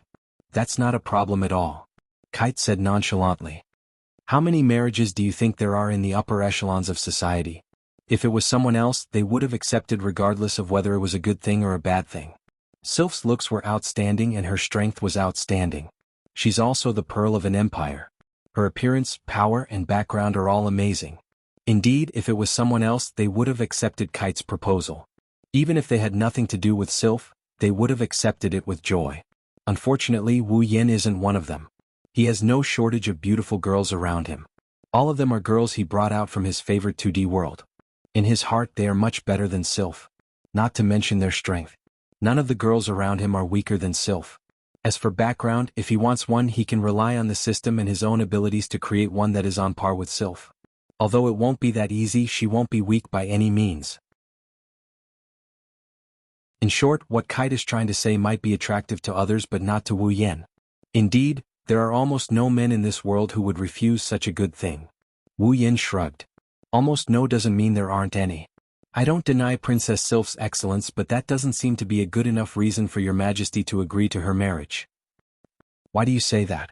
Kite calmly said. I'm sure you understand your value. It's not strange for me to use a marriage to entice you, right? Wu Yen and the others are all above tier 8. Ikaros and Flandre-chan are even stronger. There's also the elusive demigod Yakumo Yukari who has a close relationship with them. Who wouldn't want a rope in such a small group? Ikaros, Astria, and Flandre-chan are considered normal humans. Most importantly, they are all very young. Ikaros, Astria, and Flandre-chan are considered normal humans. Yet all of them managed to surpass tier 8. Ikaros, Flandre-chan, and Flandre-chan have a high chance of becoming demigods in the future. With such potential, if they could rope them in, then no matter which power it was, they would not hesitate to pay a huge price. But I don't think your majesty will agree to this marriage just because of that. Wu Yen raised his head and stared at Kite. I don't know Princess Sylph that well, but I don't think she will agree to a marriage without meaning. If she doesn't agree, your majesty, you won't force her, right? Of course I won't. Kate yelled without hesitation. Wu Yen and Ko had a weird look on their faces when they realized that their actions were a bit exaggerated.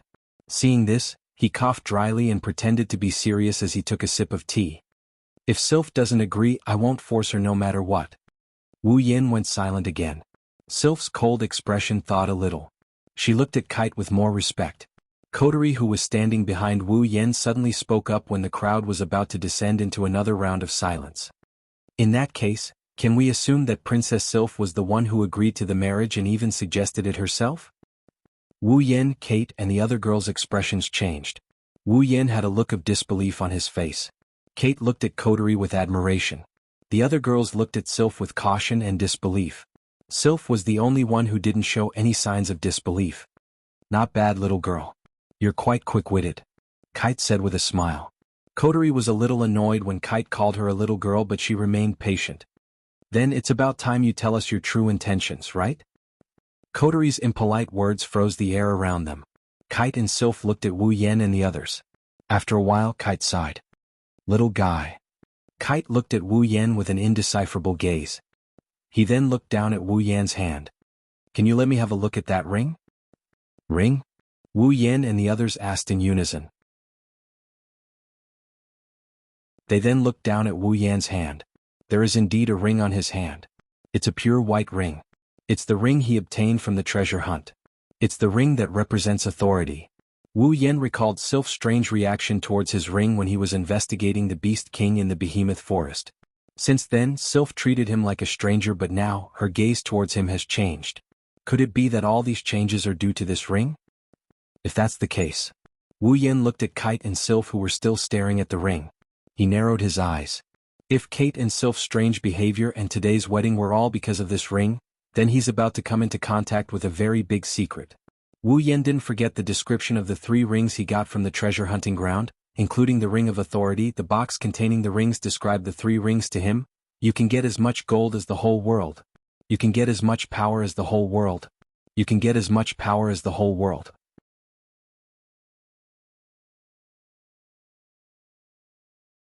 Chapter 798. With these 3 rings, if he could obtain the things described on the box, then the price of these 3 rings would be unimaginably high. Too bad Wu Yan didn't get the things described on the box when he got the 3 rings, because there were some words written on the box. On the box representing authority, was written, "Successor, this is an indestructible ordinary ring, not a space ring. However, with this ring the entire Ailu Empire is yours. You have the right to rule the empire." On the box representing power, was written, "Successor, this is indeed a space ring. If you can open it, you will be able to rule the entire Spalier world. Do you want to open it? Go to the Ailu Empire's king, he will tell you everything." The words on the ring box that represented the gold coin read, "Successor, do you want my treasure? If you want it, I can give it to you. Go find the key, I have placed all my treasures in this ring." At first, Wu Yin didn't believe the words on the box. At that time he was only a tier 7 fighter. Even though he could be considered a strong fighter in the Spalier world, he was still at the bottom of the strong fighters list. The things written on these 3 rings were too far away for him, but now, touching the ring representing authority on his finger, Wu Yan's mind raced. From Carter's words, it's obvious that he knows about this ring. In other words, what was written on the box that contained the ring was most likely true. Then the implications are huge. Just the fact that the ring of authority can give him the right to rule the entire Ailu Empire is already a big deal. Even though Wu Yin didn't think Carter would give him the right to rule the entire Ailu Empire with just 1 ring, Wu Yin didn't really care about authority. What he really cared about was if the words written on the box were real. On the box representing power, was written, "Go to the Ailu Empire's king, he will tell you everything." What does that mean? He pondered for a moment. Under everyone's gaze, Wu Yin removed the ring of authority from his finger and tossed it to Kite. Kate and Sylph panicked when they saw the ring of authority flying towards them. Kate threw away the teacup in her hand and hurriedly caught the ring. She heaved a sigh of relief when she felt the cold temperature of the ring. She glared at Wu Yin. "Bastard, do you really have to throw it?" Carter cursed angrily in front of Wu Yin and the others' dumbfounded expressions. "What if you accidentally break it?" That. Wu Yin chuckled awkwardly and he raised his hand carefully. "Is that something that can be broken so easily?" "Umph." Kite snorted coldly. Even Sylph had a displeased look on her face.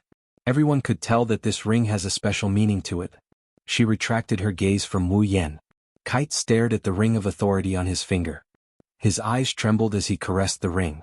The more he caressed it, the more excited he became. It's right. Kite said excitedly. "This is the ring of authority." "The ring of authority?" Wu Yin looked at Chuju, the only one who went to the treasure hunt with him before. Chuju shook her head, she didn't understand what he meant. Wu Yin hesitated for a moment and asked Kite. "Your Majesty, do you recognize this ring?"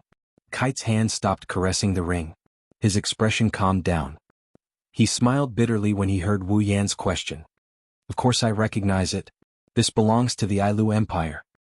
"Originally?" Coterie frowned. "Can you explain?" Kite calmed down but his grip on the ring tightened. He looked like he was struggling. Wu Yin and the others frowned. They looked at Kite and waited for him to continue. Sylph seemed to know why Kite was acting like this. She sighed and remained silent. Due to Kate's strange behavior, the atmosphere in the room gradually turned heavy. Everyone was silent and their eyes were fluctuating. No one knew what they were thinking about until Kate closed his eyes and said something to Wu Yan. "Little guy, if I want this ring from you, would you be willing to give it to me?" Wu Yan's expression hardened and his face slowly turned dark. But he quickly smiled.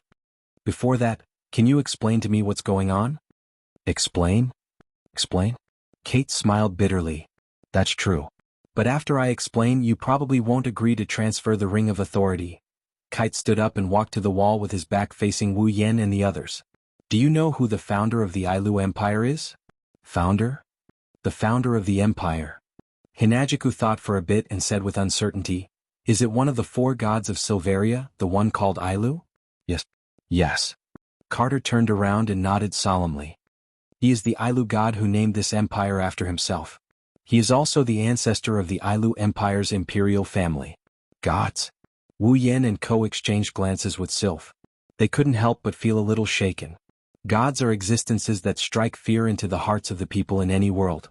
They might not feel anything when they're not real, but when they're real, they can strike fear into the hearts of the people even if they don't want to. It's not a matter of courage, it's a matter of subconsciously revering God. Carter was the same. However, while he was wavering, there was also a bit of fanaticism. His voice was accompanied by this fanaticism as it echoed in everyone's ears. Once upon a time, the Spalier world gave birth to 4 gods that surpassed demigods. The first god who named this world after himself, Silveria, and the other 3 gods who named their empires after themselves, Ailu, Balba, and Fair. The power of the gods is not something we can imagine.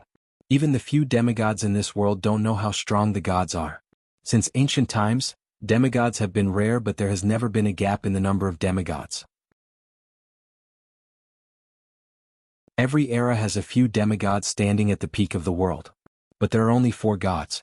Kite raised his head and looked at Wu Yen with a burning gaze. Do you know why? Wu Yen felt a heavy weight in his heart.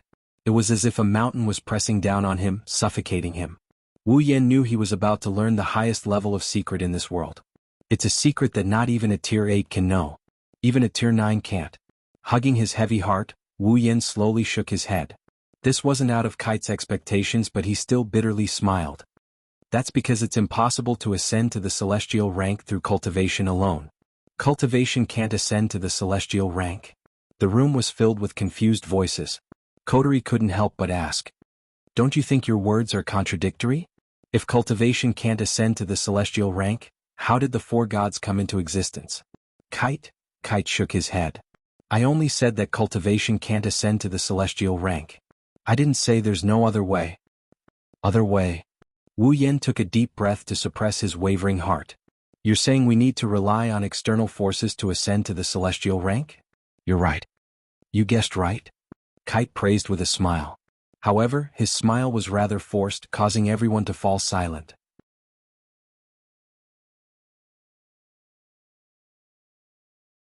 Chapter 799. There are all sorts of reasons why humans are so ambitious, but at the end of the day there is only one goal: to become stronger. As the saying goes, there is no end to learning and there is no end to martial arts. The former may be true, but the latter has a certain limit, because everyone's possibilities are limited. If someone has good talent, it will naturally be easier and smoother to walk the path. If someone has bad talent, even if there is no end to it, it will be the end. Of course, in addition to this, hard work is also quite important. At the very least, in this world there is an end to the world. That is the God rank. The path to the end of the world is fraught with difficulties, but there are also those with great perseverance and tenacity. There are always a few special people in this world who have the ability to reach the end of the world and become a god. Becoming a god, that is a distant concept. However, there are people who have succeeded. This proves that it is not impossible. Because of this, humans have been constantly struggling on the path to the top, braving the wind and rain to advance, crossing one obstacle after another, all for the sake of one day standing at the peak. Now, Carter is saying that it is impossible to become a god by relying on physical strength. To those who were constantly struggling on the path to godhood, this was simply too cruel. With the system there is no bottleneck. As long as one fights, one can ascend to the next realm. Wu Yen, Chuju, Kotori, Kurumi, and the others can't understand how cruel this is. However, looking at Carter and Sylph's resentful faces, they know it is painful. Who doesn't want to reach the peak? Wu Yen closed his eyes, giving Carter some time to catch his breath. When Carter's complexion recovered, he asked, "Then what do you need to become a god?" "What? Things?" Carter panted and said absent-mindedly. "It's not impossible to call it things." "What do you mean?" "What I mean is, I don't know if it counts as a thing or not," Carter said in an annoyed tone. "My ancestor left some things in the Ailu Empire's imperial family, but there are only 3 words to describe the necessities of becoming a god. The power of a god, the power of a god." Wu Yen and the others were stunned. Kite nodded. "According to the records, one must first reach the end of the demigod level, which is the pinnacle of the demigod level, in other words, the peak of the demigod level. After reaching the pinnacle of the demigod realm, the human body can begin to contain the power of divinity. Through absorbing the power of divinity, along with the body's metamorphosis, the barrier of the realm will begin to melt. At that time, the pinnacle of the demigod realm can attempt to break through. Once I succeed, that is to become a god. If it fails, the divine power will dissipate completely. And without the power of God. Kite shook his head and sighed. In that case, becoming a god is a luxury. Hearing this, everyone couldn't help but sigh. Kotori had already sucked on the jewel. Usually she would either be bored or use the jewel to stimulate her brain. Obviously, the latter was the case right now. She said, "Is it because there is no more divine power in this world because there is no more divine power?" Unexpectedly, Kite shook his head in denial. "No. I can't say that the divine power is gone." Kite returned to his seat and picked up his teacup, but he didn't drink it. He looked around at Wu Yan and the other girls and slowly began to explain. As it turns out, the divine power didn't exist in the first place. Legend has it that many years ago, the first demigod in the Spalier world, Silveria, discovered a place by accident when he was still a demigod. In that place, there existed something that he had never seen before in all his years of roaming the continent. Out of curiosity, he carried this thing with him and continued his journey across the continent. Until one day he reached the peak of the human realm, which was the peak of the demigod realm. Perhaps it was because of his intuition, but Silverier knew that at this point, he would not be able to advance any further. This was the end of his life. In fact, the peak demigods before him were all like this. Reaching the peak demigod level was the limit. Silveria also accepted his fate. There was nothing he could do, this was the limit of what a human could reach. Even if he wanted to reach a higher level, his growth had already stopped.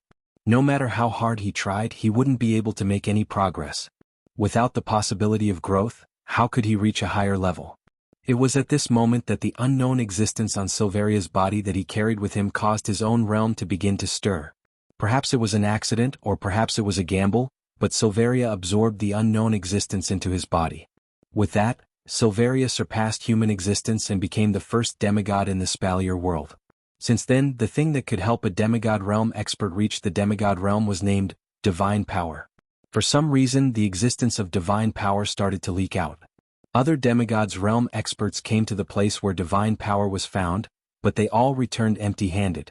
They didn't find divine power at all. Of course, there were also lucky people who discovered divine energy. However, obtaining divine energy didn't mean that one would definitely become a god. It only meant that one had a chance to break through. Whether one could break through or not still depended on oneself. Even so, having a chance was better than never being able to break through.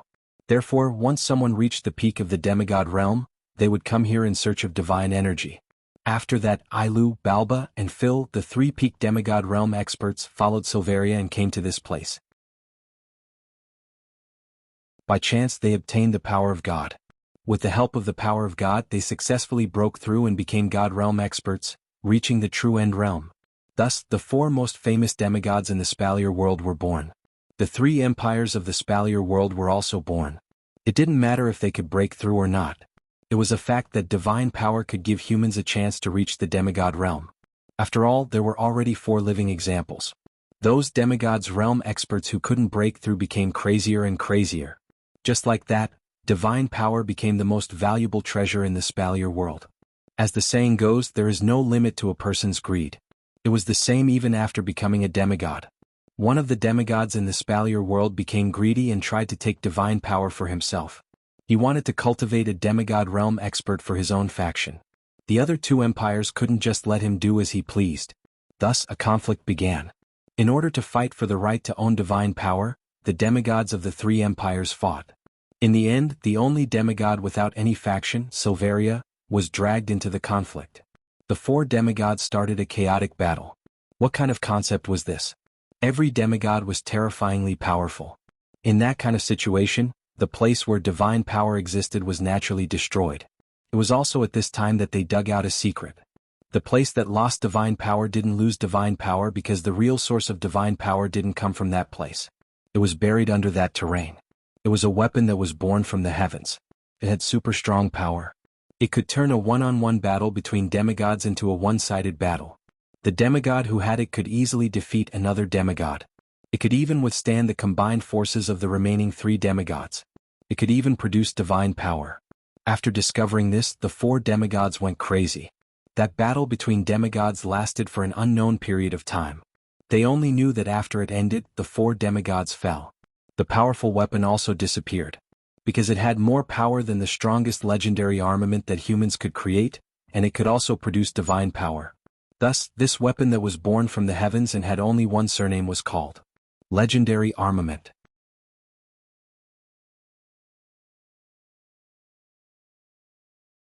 Chapter 801. Consider it a request. Please transfer the Ring of Power to me. Everyone turned their attention to Wu Yen after Carter said that. Standing in front of Kate and Sylph, Wu Yen could feel their burning gazes on him.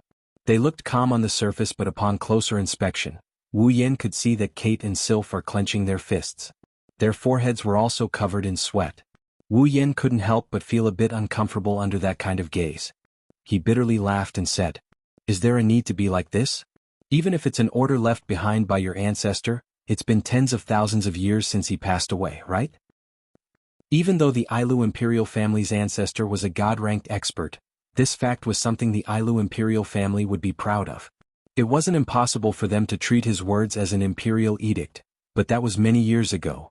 Compared to an imperial edict, wasn't the control of an empire much more important? Wu Yen didn't think the royal family would blindly listen to the orders of a deceased ancestor. He also didn't think Carter would give up his throne just because of an order and a ring. Give it up. Carter and Sylph seemed to have understood what Wu Yen meant. They lowered their heads in silence. After a long time he said in a low voice with some helplessness, "Indeed, a deceased ancestor, no matter how great and how outstanding his achievements were at this point in time, a verbal order doesn't mean anything. However, the ring of authority is still necessary." Wu Yen furrowed his brows. "Is it just to get a proper verbal meaning?" "No, it's not like that." Carter shook his head and sighed. "You don't know how complicated an empire's royal family is. The Ailu Empire's royal family doesn't only consist of our branch, there are many other distant branches. They might not be as important as the direct imperial family, but they still have the blood of the imperial family flowing in their veins." Wu Yen sensed Kite's dejection at this point. He continued in a low voice with an expressionless face. "The throne of the Ailu Empire is coveted by every member of the royal family. Of course, there are many ambitious people. This time the throne is mine, but when did I get dragged down and get replaced by someone else? It's not surprising." Kotori stopped licking the jewel when she heard Kite's words. She looked at Carter and asked with uncertainty, "Is someone trying to use this order to take you down?" Carter's expression changed and he closed his eyes. "Yes. Although the ancestral edict no longer has much binding power, it is a very good excuse for those who covet the throne. If they use it well, even if they can't achieve their goal of sitting on the throne, they can at least let the next successor fill in the name of their descendant." "That's not possible." Kotori retorted bluntly, "By doing so, won't they be pushing the throne that they've been dreaming of onto the owner of the ring? That's still better than what's on my body." Kite sneered, expressing his disdain for the petty tricks of an ant. "They should know that as long as I'm on the throne, they have no chance of winning. However, if the throne is in the hands of a lucky person, their chances of winning are much higher." Wu Yen was taken aback. He shrugged helplessly. "Looks like we're being underestimated."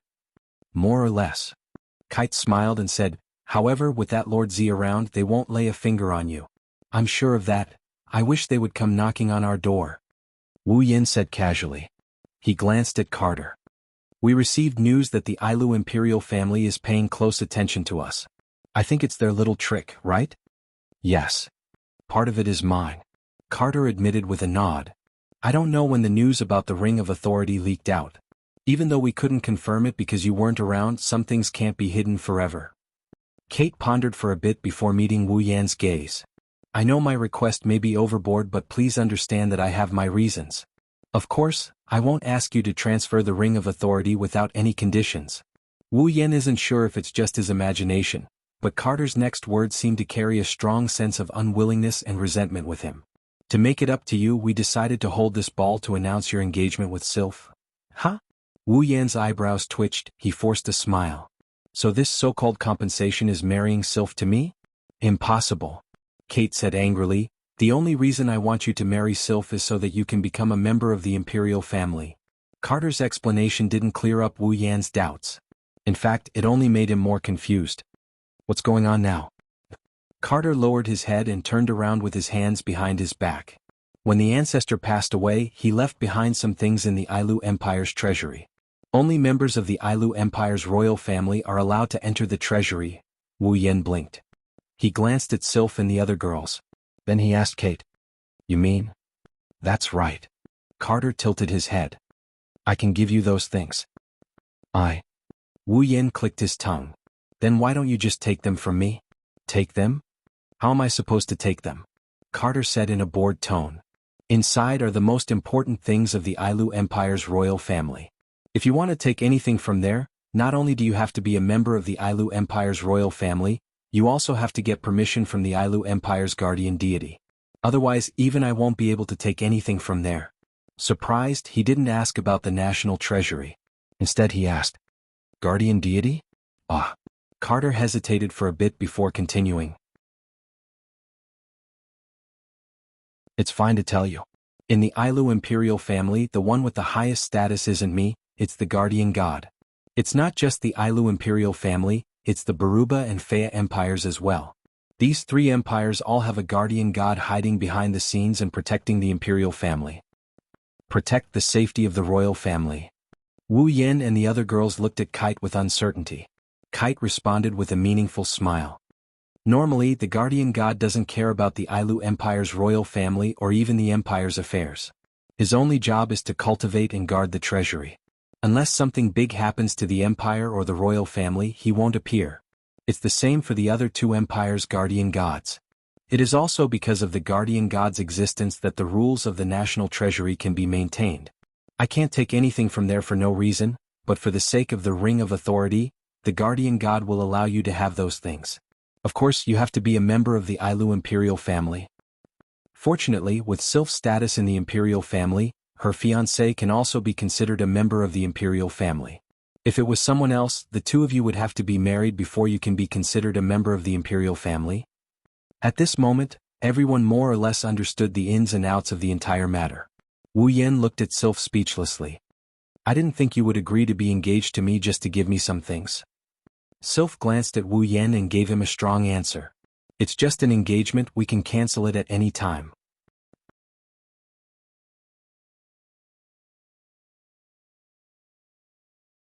Chapter 802. This was the deepest part of King City's imperial palace. Wu Yen checked out his surroundings as he walked down the path leading to the palace. There were huge magic lamps embedded in the walls. The faint glow of the magic lamps illuminated the path to the palace. However, the lighting was a bit hazy, it felt like he was in a dream. The corridor was silent, only the sound of footsteps could be heard. Wu Yen looked at his surroundings. He looked at Kite who was leading the way and then at Sylph who was walking beside him. He felt a little nervous. Kite said that only members of the Ailu imperial family can enter this place. Outsiders will be treated as enemies and killed by the guardian deity. Wu Yen and Sylph's engagement is just a formality. The guardian deity should know about it, but he didn't stop Wu Yen from entering this place. Kite also said that the guardian deity agreed to transfer Ailu's relics to Wu Yen for the sake of the Ring of Authority. It's obvious that the guardian deity knows that Wu Yen is the original owner of the Ring of Authority. Yet he still agreed to the deal. That means the guardian deity doesn't want the throne to fall into Wu Yan's hands. Coterie had another guess. If Kite's words were true, the guardian deity would be willing to exchange Ailu's relics for the Ring of Authority. It's very likely that the guardian deity suggested it himself. Otherwise, why would Kite, who can't easily get anything from the treasury, decide to exchange it for the Ring of Authority? If the guardian deity is willing to exchange it for the Ring of Authority, he must know the details. Why didn't he just ask Kite to exchange it for the Ring of Authority? Why did he go through so much trouble to get Wu Yen engaged with Sylph and bring Wu Yen here? There's only one answer. The guardian deity wants to see Wu Yen. Wu Yen felt a little nervous because he didn't know what the guardian deity was planning. He also didn't know if the guardian deity would take the Ring of Authority from him. Sylph sensed Wu Yan's nervousness and she turned around as if she had an epiphany. Her icy blue eyes had an indescribable calmness that calmed Wu Yen down. He nodded at her and smiled gratefully. Sylph merely glanced at him and didn't say anything else. Damn it. She's not cute at all. After walking for about half an hour, a light appeared at the end of the tunnel. Wu Yen, Kate, and Sylph exchanged a look and they hastened their pace. A few moments later, Wu Yen, Kate, and Sylph looked at each other and they hastened their pace. They finally reached the end of the corridor. Dazzling light sprinkled down from the sky and all around. Wu Yen, Sylph, and Sylph closed their eyes to adjust to the light. They slowly opened their eyes and looked at the scene in front of them. Wu Yen was shocked. In front of him, there was a steep wall that extended in all directions like a valley, covering the end of his line of sight. It formed 3 walls, and in the middle of the 3 walls, there was an extremely wide open space standing there. It gradually sank down, forming a staircase that led downwards. At the bottom of the staircase is an entrance. It's a very old entrance that looks like an underground graveyard. The scene in front of him left him dumbfounded. This place doesn't look any different from an underground graveyard. It doesn't look anything like the imperial treasury that Wu Yan had in mind. Instead, it exuded a dark and sinister aura. It gave him the feeling that if he went in, he would never be able to get out. Chills ran down his spine. The ancient entrance had obviously been ravaged by the passage of time. It contained a very simple and unadorned atmosphere. The entire shape of the entrance was like a basement within a room. However, this so-called room and basement were a little too big. This is the imperial treasury? Wu Yan gulped and looked at Carter weakly. Don't tell me you're using the treasury to support the empire? Impossible. How is that possible? Carter rolled his eyes. This is the imperial treasury of the Ailu Empire. It's mainly used to store the most valuable items. Gold coins don't need to be stored in the treasury. You can just throw them into your spatial storage. Wu Yan's jaw dropped when he heard this. It seems like he's carrying the real national treasury with him. Kate pulled himself together and he led Wu Yan and Sylph forward. When they reached the staircase, he took a deep breath and he bowed in a respectful manner. The current emperor of the Ailu Empire, Carter, brings my daughter Sylph and her fiancé Wu Yan here to request the right to enter the imperial treasury. Kite's words reverberated throughout the palace. His voice lingered in the air for a long time. Not long after Kite finished his words, Wu Yan's pupils shrunk as he felt a chill in his heart. He looked to the side and stopped at an empty space not far from the entrance. There's a figure sitting cross-legged on the ground. He's wearing a gray robe. The gray-robed figure looked like he's been sitting there for a long time. He didn't move at all. It's as if he's been sitting there for thousands of years. He's like a statue. There's no aura coming from him. Wu Yan's heart skipped a beat when he saw the figure. Because before he came in, he had already scanned the entire place once, so he clearly remembered that just a second ago, there was not a single person in that position at all. Wu Yan felt a chill in his heart. Amidst his shock, the gray-robed figure sitting at the entrance shook his robes. A pair of eyes that were as calm as an ancient well slowly opened. He raised his head and looked forward. He glanced at Wu Yan, Sylph before stopping at Wu Yan. He squinted his eyes for a moment before he stopped. A trace of surprise appeared in his eyes. He stared at Wu Yan and the more he looked at him, the more surprised he became. Finally, a hoarse voice with a hint of vicissitudes of life reverberated in the air. You're Wu Yan? Wu Yan, Carter, and Sylph were stunned by the sudden question. The other two turned to look at Wu Yan. Wu Yan reacted and he quickly calmed himself down. He put on a serious face and bowed to the other party. Wu Yan greets the old man. Old man. Carter and Sylph sucked in a cold breath when they heard Wu Yan's greeting. Old man? The ancient voice seemed to be startled for a moment. Then a soft chuckle escaped from the other party's mouth. What an old man. I've lived here for a long time and I've always heard Lord or Lord Protector. What a refreshing way to address someone. The old man disappeared without a trace. He reappeared in front of Wu Yan and the others with his hands behind his back. Carter and Sylph became even more respectful when they saw the old man. Wu Yan was shocked by the old man's mysterious appearance. This old man is definitely not ordinary. With that in mind, he activated the system's perception. His wine-red eyes flashed with undetectable data as he took in the old man's information. When the old man's information came back from the system's perception and entered his mind, he was completely flabbergasted.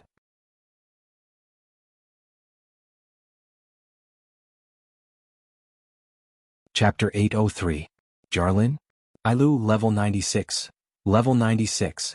He's a demigod. The shock in his heart slowly surfaced on his face when he realized that the old man is a demigod named Garland. Unable to control his shock in time, Garland thought that Wu Yan was shocked by the way he moved. He couldn't help but smile. There's no need to be so surprised. It's just some mana usage. If you become a demigod in the future, you'll be able to travel 1,000 miles in an instant. Wu Yan was shocked. He only regained his senses when Jarlin's words reached his ears. He took a deep breath and shook his head with a bitter smile. I've embarrassed myself in front of you, sir. Wu Yan. Don't be rude. Kite shouted in a deep voice, his eyes hinting. Sir Jarlin is the protector of the Ailu Empire. He's much stronger than I am. Don't be so rude. Obviously, Carter said this because he was afraid that Garen would blame Wu Yan. However, Garen waved his hand and said nonchalantly, there's no need to be polite or impolite. Compared to Lord, this little guy's way of addressing me is more pleasing to me. Hearing that, Kite secretly sighed in relief. Wu Yan didn't know whether to laugh or cry. He's always calling himself little fella, little fella. He didn't even object to these people who are older than him calling him that, but now they're blaming him. Am I really that young? Jarlin turned his attention to Wu Yan. He ignored Carter and Sylph and stared intently at Wu Yan. That calm yet scrutinizing gaze made Wu Yan feel uneasy. The two beside him didn't quite get it either. Until the next moment, little guy, Jarlin said calmly. You're not human, are you? Wu Yan's calm voice reverberated in his ears. His heart that had just calmed down suddenly tensed up. He looked at Jaren with a look of shock. Not just him, even Carter was stunned by Jaren's words. Ever since he became a true ancestor, Wu Yan's identity had been exposed before. For example, the Beast King that appeared in the Behemoth Forest had exposed his identity. However, the Beast King wasn't a human either. It wasn't strange for it to be able to see through his identity. Moreover, he had only discovered it after a period of observation.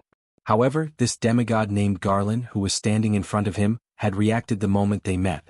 His identity was exposed. This person was truly terrifying. Not a human. Kite's expression suddenly became uncertain. Lord Garen, what is the meaning of this? Sylph also shifted her gaze over. She had heard the same thing from the Beast King before, but the situation was too urgent at that time, so she didn't pay much attention to it. Now that he thought about it, it seemed that at that time, Wu Yan had suffered a lot of fatal injuries, but he had recovered in an instant. He was not human. Garen had no intention of answering Kate. He was still waiting for Wu Yan's reply. Wu Yan gulped and nodded. Carter and Sylph shuddered as they nodded. Garen, on the other hand, smiled. You're not a human, and you don't seem to be a demonic beast either. What is your existence? Garen asked curiously. Wu Yan furrowed his brows. He was in a difficult position. Should he tell them that he was a vampire? They probably don't even know what a vampire is. Garen smiled when he saw Wu Yan's troubled expression. You can't answer? Fine. Wu Yan let out a sigh of relief when he heard this. He told Garen. Please forgive me, old mister. I really don't know how to explain this to you. After all, the implications are quite big. The secret is yours. If you want to tell me, I'll tell you. If you don't want to, it's not my style to force you to tell me. Jarlin waved his hand in a rather heroic manner. From his movements, one could not tell that he was old at all. He glanced at Wu Yan and said with a smile. I'm sure you've already guessed that it was my idea to have Kate exchange the Ring of Authority with you, right? Wu Yan blushed with shame. He laughed dryly and scratched his cheeks. I just don't understand. If old Sir wants to exchange the Ring of Authority with me, why do you have to go through so much trouble to get Princess Sylph engaged with me? Trouble? Jaren blinked his eyes and blinked. Is it that troublesome? I think it's quite fun. Wu Yan sweated profusely. Kate and Sylph were speechless. However, they didn't seem to find it strange. Garen must have lived for too long. He's become an old urchin. Wu Yan came to this conclusion. He turned his head away helplessly. It's not like he's the one who's at a disadvantage in this engagement. All right, little guy. I called you here to ask you a question. Garen waved his hand and said with a serious expression. I heard from the little girl that you obtained this Ring of Authority in a treasure trove. Then, other than this Ring of Authority, did you find anything else? Zhang Lixing asked. Wu Yan's heart jumped, but he pretended to be puzzled. Something else? Is there something else? Garen frowned and looked at Wu Yan seriously. You really didn't find anything else? Wu Yan frowned and looked at Garen with a serious expression. Am I supposed to find something else? Following Wu Yan's words, the atmosphere turned heavy. Wu Yan and Jaren looked at each other with the same indescribable look in their eyes. It's hard to tell what's going on in their minds. Kate and Sylph's hearts were in their throats. Just as they were about to step forward and say something, Garland seemed to have given up on something and turned around in boredom. Forget it, I told you that it's not my style to pursue this matter. Who would have thought that I would? Garen sighed and laughed at himself. The longer I live, the more backward I get. A gust of wind blew past Jaren's location, engulfing his entire body within it. Not long after, Jaren's figure slowly faded away, gradually disappearing from the spot under the gazes of the three people present.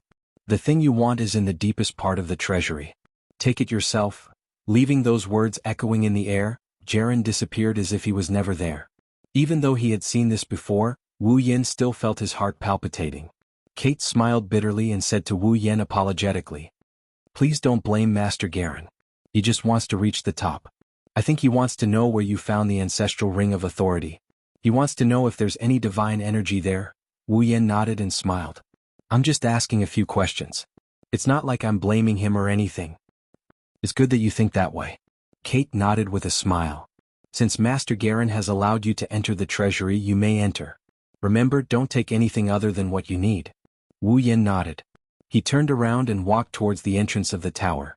Stepping on the stairs that are still glossy despite the ravages of time, he felt a bit slippery to the touch, but he didn't encounter any obstructions. He followed the stairs for a while before he arrived at the entrance. Lifting his head, he looked at the ancient door. A desolate aura emanated from within and wrapped around his body like the wind. Surprisingly, it didn't feel cold at all. The passage ahead was very dark, there wasn't a single ray of light, but at the same time, it didn't feel eerie either. Instead, it felt like a mysterious wine that had been brewed. Wu Yan was deeply captivated by it.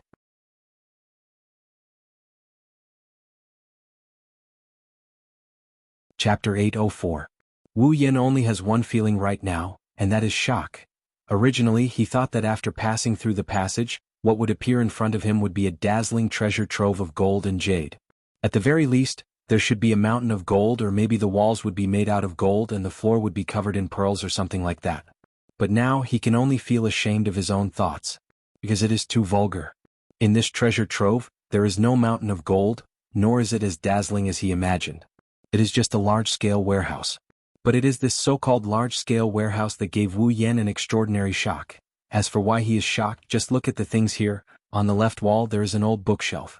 The bookshelf is filled with books, but if you think that those are just ordinary books, then you are gravely mistaken. Placed on the bookshelf, there is no one that isn't powerful do-chi cultivation technique, battle skill, magic, and even some unknown secret techniques with strange effects. On the right side of the wall there was another shelf. However, it wasn't a bookshelf but a few weapon racks. On the racks were all armaments. Although there were only a few dozen of them, all of them were gold rank armaments. And on the surrounding floor there are some scattered boxes everywhere. Some are covered so there is no way to see what is inside, but some are open. There are some herbs and other treasures inside, or magic beast body materials, magic crystals, magic beast eggs, they are everywhere. Magic beast body materials and treasures. With Wu Yan's knowledge in the Spalier world, he can't recognize how precious they are. Magic beast eggs are also unknown, but Wu Yan can recognize the magic crystals. The lowest level magic crystal is at the 8th level. There are also magic crystals at the 9th level. Of course, in here there are not only the things mentioned above, there are also many things that Wu Yan can't recognize. But since they are placed together with these things, then at least in terms of value, they are definitely not weak. Looking at everything around him, Wu Yan laughed bitterly. He lowered his head, clenched his fists tightly, and trembled all over. It was not because he was frightened, nor was it because he was shocked. It was because he was trying his best to hold it in. He resisted the urge to loot everything here. To put it bluntly, if everything here was exchanged for points in the system, then it would be an exaggeration to say that he wouldn't have to worry about money for the rest of his life. But at the very least it would be more than enough to last him a few years. Only now did Wu Yan realize how poor he was, having always squandered his wealth like water. Compared to the things here, even if he exchanged all his points in the system for useful things, it would still be a drop in the ocean. Disparity, this was the disparity. Woo. Wu Yan groaned and turned his head away stiffly. He forced himself not to look at the things around him. When he realized that he couldn't help but want to touch it, he simply closed his eyes and walked inside without looking back. His heart was bleeding. If only it was all mine, how good would that be? With that thought, Wu Yan walked inside. He no longer paid attention to the treasures around him. Jaren said that Ailu's relic is in the deepest part of this place. That is also Wu Yan's goal. In the treasure trove he obtained 3 rings. One is the Ring of Authority, a symbol of authority. It is useless to him. The other 2 are the black ring that represents strength, and the gold ring that represents money. These 2 rings are different from the former. They are spatial items, so there should be something inside. But Wu Yan can't get it because one requires a key to open it. The other ring only gives him a hint, but they have one thing in common. They are both Ailu's things. If that's the case, then Ailu's relic is most likely the key to these 2 rings. It's because of this that Wu Yan agreed to trade with Kite. After all, authority is something that he can do without. The items in the remaining 2 rings are the ones that are really useful to him. So, rather than keeping a useless ring that symbolizes authority, he might as well trade it for a better shot. Even if Ailu's relic isn't the key to opening the two rings, a god's relic can't be useless, right? With that thought in mind, Wu Yan continued to explore deeper into the treasure trove. He stopped when he saw a wall in front of him. There aren't many treasures left in the treasure trove. What's left is precious, but Wu Yan's attention isn't on them. Instead, it's on a transparent crystal object in front of the wall. It's a crystal ball. Wu Yan's pupils constricted as he stared at the crystal ball. If he's not wrong, this should be Ailu's relic. There was no other reason. This crystal ball was almost exactly the same as the crystal ball that was placed together with the box containing the 3 rings in the treasure trove. Wu Yan walked up to the crystal ball and focused on it. He muttered to himself for a moment before placing his hand on it. Wang. The crystal ball trembled violently, and a dazzling light leaked out from it. In an instant, it shone on the wall in front, forming a projection screen. A blurry figure appeared on the screen. Under Wu Yan's gaze, the figure moved slowly as if it's carrying a mountain on its back. It looked like a monk practicing martial arts. Powerful battle techniques were displayed over and over again. That was clearly teaching him the method and experience of using a powerful battle technique. Wu Yan sighed and lowered his head in disappointment. This crystal ball is indeed a relic left behind by AI Lu. The battle skill displayed in the projection is simply too powerful. Only a god can display such destructive power. In other words, the battle skill shown in the projection is a battle skill once used by a god. Without a doubt, this skill is very valuable. It's not wrong to say that it's the most valuable item here, but to Wu Yan, it's of little value, a god's battle technique. Wu Yan bitterly smiled. It's enough to exchange for the Ring of Authority, but I don't have any battle chi. It's useless. Don't tell me that we've missed this time? Wu Yan gritted his teeth as he looked at the image on the screen. He suddenly thought of something and raised his hand. A crimson ripple appeared on his hand. A golden ring and a black ring flew out and landed on Wu Yan's hand. Right at this moment, a phenomenon occurred.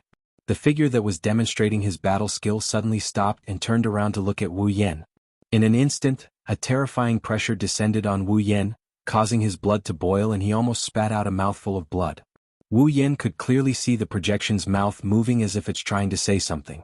Then, a bright golden light shot out from the projection's body and arrived in front of Wu Yan in an instant. It spun around and entered the golden ring.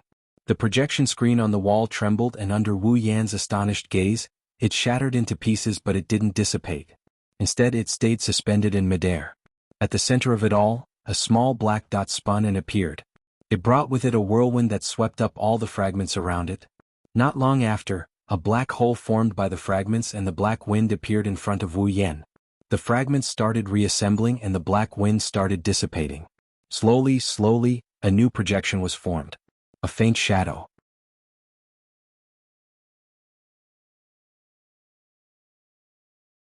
Chapter 805. Looking at the shadow floating in the air, Wu Yan was stunned.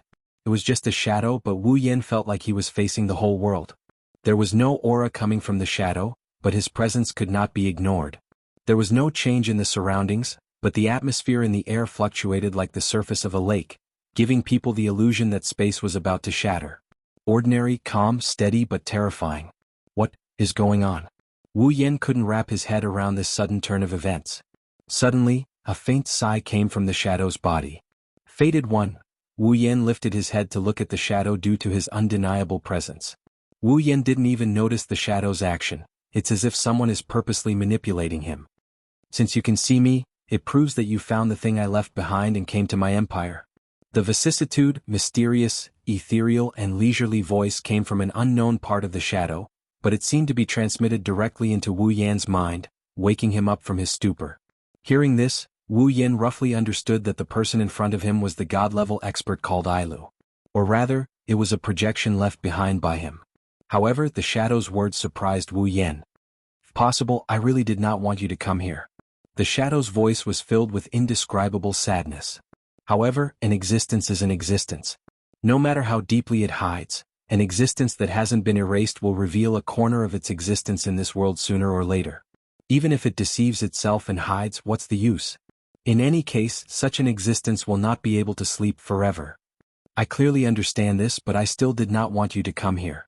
In the end, I am just one of the people deceiving themselves. The shadow's face did not have a trace of emotion, but when he said those words, it was obvious that he showed a self-deprecating expression. Coupled with that strange speech, Wu Yan was confused. The owner of the voice seemed to have expected Wu Yan's reaction, and the tone suddenly changed. Fated One, I don't know how many years have passed in Silveria by the time you see this projection. I don't know what the current situation is like, but what I'm about to say next will affect the entire world. Wu Yan was shocked. Affect the entire world? Therefore your best choice is to not listen. If you're afraid, then just destroy this projection right here and now, the shadow said. If you choose to continue listening, then... The shadow did not continue speaking and his body stopped moving, leaving Wu Yan standing there with a rapidly changing expression. Affect the entire world? What the hell is going on here? Wu Yan's expression was uncertain. Of course, he did not think that the shadow was talking nonsense because there was no need for that. Furthermore, this projection was most likely left behind by AI Lu himself. In that case, the so-called thing that would affect the whole world that he mentioned was definitely something incredible. Phew. Wu Yan exhaled heavily, calming himself down. He raised his head and looked at the projection. He did not destroy it as the shadow said. They stood there silently, a projection and a figure silently waiting for time to pass. About 10 minutes later, the shadow spoke again. It seems that you did not choose to run away, but it is not praiseworthy because you might regret it. Leaving behind such a vague statement, the ethereal voice began to narrate. Fated person, what you have found are 3 of my favorite rings that I left behind when I was alive. I had once placed a seal on their location, and unless a divine-level expert tried to barge in, it would be impossible for anyone to enter. Hearing this, Wu Yan held his breath. The shadow continued, I know you are conflicted because you did obtain my items, but you cannot be a god-rank powerhouse. After our fall, there should not be another god-rank powerhouse. What does that mean? Are you sure? Wu Yan tilted his head in confusion. The shadow continued. There is no other way to break the seal other than by barging in. If it is broken, it means that a great disaster will befall the Spalier world. What? Wu Yan was stunned, his heart skipping a beat. A disaster that even a god-rank powerhouse would consider a great disaster? What kind of disaster is it? Wu Yan asked subconsciously. He did not consider that the shadow in front of him was just a projection without any consciousness. It was impossible for it to answer his question, but the shadow said so. I know you are confused, but that's all I can say. The shadow's head seemed to move once or twice as if it was shaking its head. You don't need to know too much about the great disaster, it won't do you any good, but you must remember what I'm going to say next. The ethereal voice suddenly became serious, and even the tone of the voice became a little heavy. Remember, if you want to stop this great disaster, the way is in that black ring, the ring of power. Black ring. Wu Yan's expression froze, and he immediately looked at the black ring in his hand. Looking at this ring, which should be a space tool, his consciousness sank into it, but it was blocked like before and he could not open it. You don't need to try to open the ring of power. As if it knew what Wu Yan was doing, the shadow said, before the great disaster happens, it's best that the things in the ring don't come out. Otherwise, it will only make the Spalier world chaotic in advance. As soon as its voice fell, the shadow raised a hand and stroked it in the air. The next moment, a map that looked like a star appeared with a rotation, and it stood beside the shadow. I've put the key to open the ring of power there, the shadow pointed at a red dot on the map. If one day a great calamity occurs, then go there and search for the key. As long as the great calamity occurs, the seal I set up there will also be removed. With the ring of power in your hand, you will obtain the qualifications to enter there. Of course, if the great disaster doesn't happen, then you don't have to go. No matter what, I'll just remember it first. Hearing the shadow's words, Wu Yan took in a deep breath of cold air. He focused his attention on the map and memorized it with perfect memory. With the ring of power, you can enter the Ailu Imperial Palace without any hindrance. I believe the current Ailu Emperor won't transfer the throne to you just because of a word from me. You also have the other 2 rings, the ring of power and the ring of gold. Combined with the information I left on the box, the possibility of you coming here is much higher. When you see this projection, it will prove that I'm right. Wu Yan almost fell to the ground. Everything is under the control of this guy who died who knows how many years ago. Fated One, if it's possible, please transfer the ring of power to the current Ailu Emperor. Wu Yan heard the shadow's words with a hint of a smile. Authority is the most useless thing, only strength can truly control one's own fate. The ring of power is something dispensable, it's only there to give you the chance to come here. Of course I won't let you work for nothing. Just transfer the ring of power to the current emperor. The ring of power is the key. Before everything happens, don't let it appear. As for the things in the ring of gold, just treat it as the reward for letting you bear so much. It should be able to satisfy you. After saying that, the shadow fluctuated again. That was because he had turned around. I've done everything I can. Fortune. Misfortune? Fate. His words are still lingering in the air, but the shadow is already gone. Wu Yan is the only one left standing there without uttering a single word.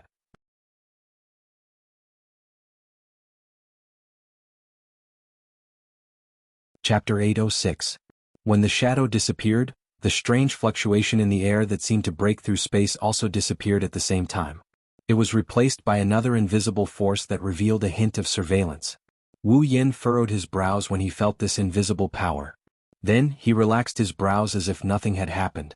At first, Wu Yan was wondering why Garen would let him enter this place alone without worrying about him tampering with the things here.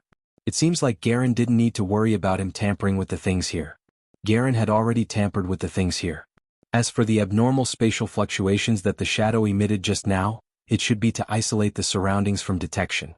Otherwise, with such a thing happening, Garland would have sensed it and come in. Shaking his head, Wu Yan looked at the two rings in his hand. They are the ring of power and the ring of gold that the shadow mentioned. He then touched the ring of authority on his finger and sighed in annoyance. Wu Yan had to go through too much in just one day, so much so that he felt like he couldn't handle it all. First, it was a ball that was open to the entire continent. Then, he somehow became the main character of the ball. He even had a fiancée who was a beautiful iceberg beauty in name. Then he learned about the secrets of the continent from Kite. The truth of the god-level experts and the secret behind their fall, the existence of the divine power and the mythical armaments. Then he saw the highest level of power in this world, the demigod expert Garen who was the guardian god, and then he encountered the remains and instructions of the deceased gods. It's only been a day, but Wu Yan felt more tired than the 3 years he spent in Sao. If it wasn't for the 3 rings in his hand and the map in his mind, he would have been dead already. He thought that he was dreaming. I feel like I've been played. Wu Yan pursed his lips. The ring of authority, the ring of gold, and the ring of power all have their own meanings. They were all designed by the fallen god Ailu. That included Wu Yan coming here and entering the treasury. He entered the treasury, touched the relics he left behind, and received Ailu's instructions. Throughout the entire process he acted like a bystander. There was no room for him to intervene at all. If it were someone else, they would know that their actions were all part of someone else's plan. They would definitely be unhappy. Moving his hand from the ring of authority to the ring of gold, he could feel the change in the ring. He mumbled to himself. I hope your compensation is satisfactory. Otherwise I'll go to the refugee cave and adopt a strong man as a coolie. I'll give him a name, Ailu. After saying that, Wu Yan gradually sank his consciousness into the ring of gold. The obstacles in the past have disappeared without him noticing. There are no longer any obstacles to Wu Yan's consciousness. Wu Yan felt dizzy for a moment. His vision blurred and he arrived in a different world. He was like a ghost wandering in the sky. The space inside the ring of gold is huge. Even though it can't compare to the boundless space inside the gate of Babylon, you can't see the end of it. One look and you can tell that this ring of gold is the highest level spatial item in the world of Silveria. Looking around, it's pitch black. There's nothing but some murky air flowing in the space. It's like the bottom of an abyss, there's nothing there. This is natural. Space items have gravity, items stored inside can't float. Wu Yan cast his gaze to the bottom of the space. When he saw the scene in front of him, Wu Yan's wine-red eyes fluctuated violently, then he became sluggish. Gold glitter. It's really gold glitter? There's an uncountable amount of gold glitter. Those are all gold coins. No, it's not just gold coins. Amidst the glittering gold, there was an empty space in the center. Things that were completely different from gold coins were scattered all over the place. Among them, there were heavenly treasures and various materials from magical beasts, just like the treasury outside. There was also a large area of magical crystals. There are low-tier magic crystals, the lowest tier 1 magic crystals. There are also high-tier magic crystals, tier 8 and tier 9 magic crystals scattered all over the place. What made Wu Yan's heart beat faster is the 5 magic crystals in the middle of the pile. They are about the size of a palm. Demigod magic crystals. There are many other things, but all of them are priceless treasures. In here there are no medicines, battle skills, magic or armaments that can enhance a person's strength. However, treasures with great value and incomparably precious covered the entire ground. The Ring of Gold. No wonder it's named after the word, gold. Heavens! Wu Yin was dumbfounded. At this time the gold coins are still shining brightly. His eyes have been dyed gold by the glittering gold coins on the ground. Although the treasures in the center of the pile are not as important as the gold coins, they are still worth more than the gold coins on the ground. The box containing the Ring of Gold once said that it contains wealth comparable to the whole world. Wu Yin didn't believe it at first, but now he has no choice but to believe it. The illusory consciousness floating in the air kept swaying. Wu Yin stretched out his hand and pinched his thigh, but there's no pain. Hee. Wu Yin looked like he's been played to death. It doesn't hurt. Am I really dreaming? This action, how to put it, is very stupid. How can a body of consciousness feel pain from a pinch? Wu Yin laughed like a machine for a long time. When his consciousness returned to his mind, he didn't know how much time had passed. One can imagine how much shock the endless gold coins and the treasures in the small area gave him. Without a doubt, the value of the items here is no less than the treasuries outside. Maybe even more. It's worth it. After a long time, Wu Yin spat out these two words. It's really worth it. Magic crystals could be exchanged for ability points. Heavenly treasures and demonic beast torso materials could be exchanged for item points. Although there were no armaments or similar equipment here, the gold coins on the ground could also be used to purchase armaments and exchange for equipment points. With the items in the Ring of Gold, Wu Yan's equipment points, and ability points will increase to an unimaginable level. He's really out of poverty. It's a pity that there are no life force items or monster eggs. I can't exchange them for summoning points. Although he said it's a pity, Wu Yan's mouth has already turned into a hippopotamus shape. Everyone can see the ecstasy in his heart. The expansion of the 3 types of points had undoubtedly helped him tremendously. At this time, if he still doesn't feel satisfied, he should be struck by lightning. Moreover, items that contain life energy and demonic beast eggs that can be exchanged for summoning points can also be bought with gold coins. Although it's hard for him to come across such items, but with gold coins in hand, the world is his. His consciousness has already plunged into the pile of gold coins. Although he can't feel anything, Wu Yin still happily rolled around like a landlord, a big money grubber, and more like a nouveau riche. The idea of going to the refugee cave to adopt a fierce man as a coolie and give him the name AI Lu has now disappeared. If there's anything in Wu Yan's heart, it's that he can't wait to hug AI Lu and kiss him a few times. After showing off a lot of his principles, Wu Yan's consciousness came to the small area. Looking at the treasures, demonic beast corpses, materials and magic crystals, he didn't hesitate to keep a small portion of them for a rainy day while handing over the rest to the system.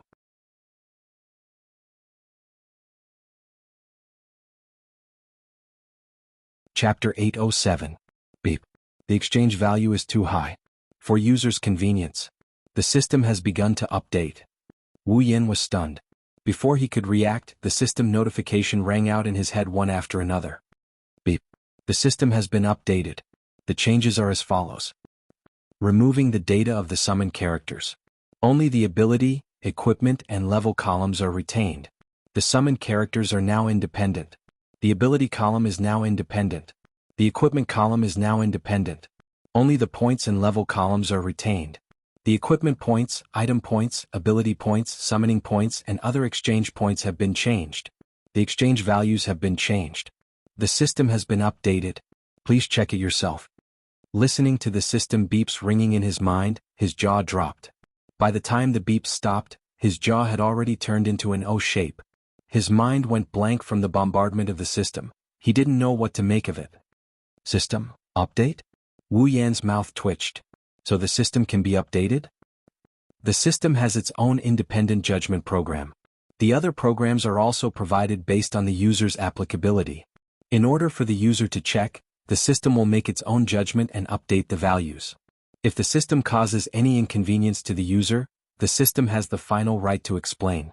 The user may inquire at any time. Since the system has the final right to explain, what's the point of asking? Wu Yin couldn't help but complain. However, he quickly remembered the system's update. He quickly opened his system list. In front of his consciousness, the system list opened up as usual. The starting list was just like what the system had said. There were some slight changes. Originally, there were 6 boxes from top to bottom: status, equipment, ability, item, summon, and instance dungeon.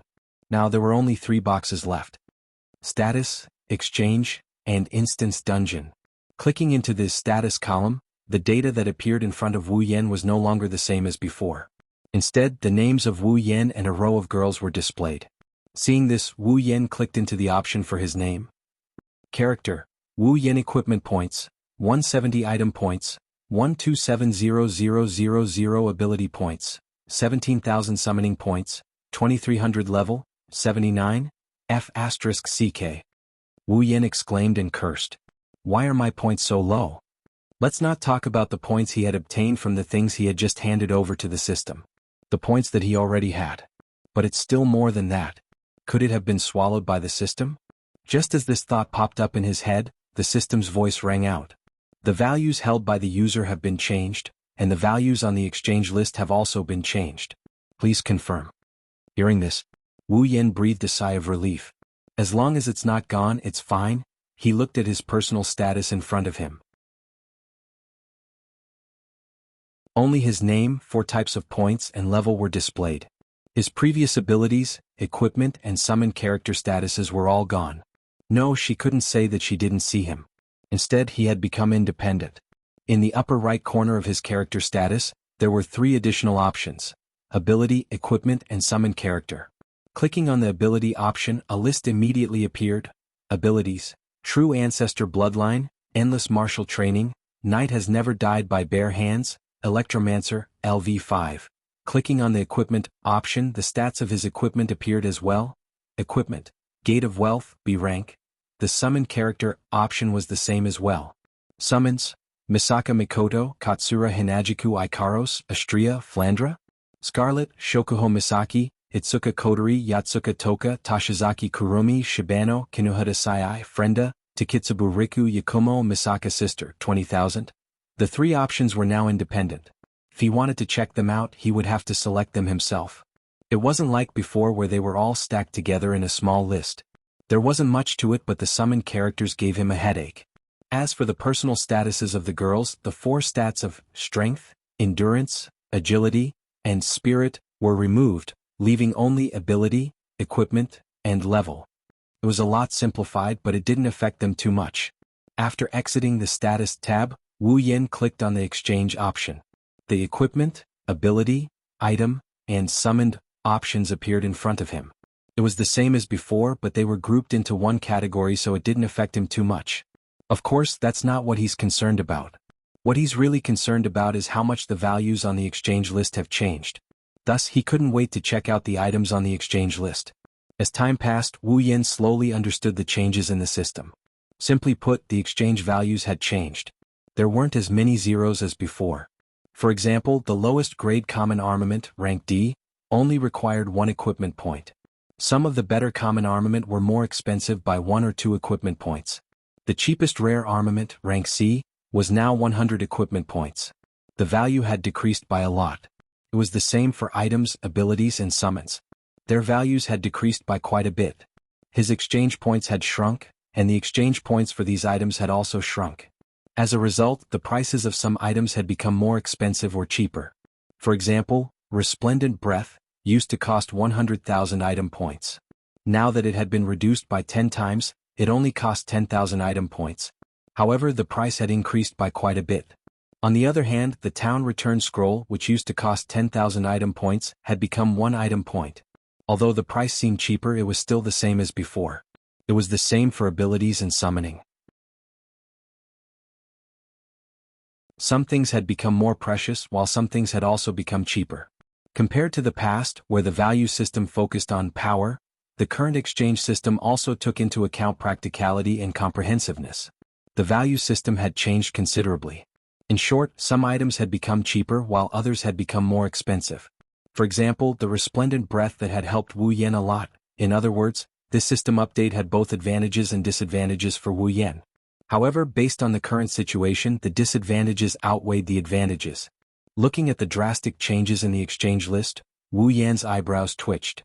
His face was flushed red. Thousands of words exploded into a single sentence. System, you tricked me. Unexpectedly, the system replied calmly. User, you're slandering me? You. Wu Yan's lips trembled. In the end, his shoulders drooped dispiritedly. Even if he protested, what could he do?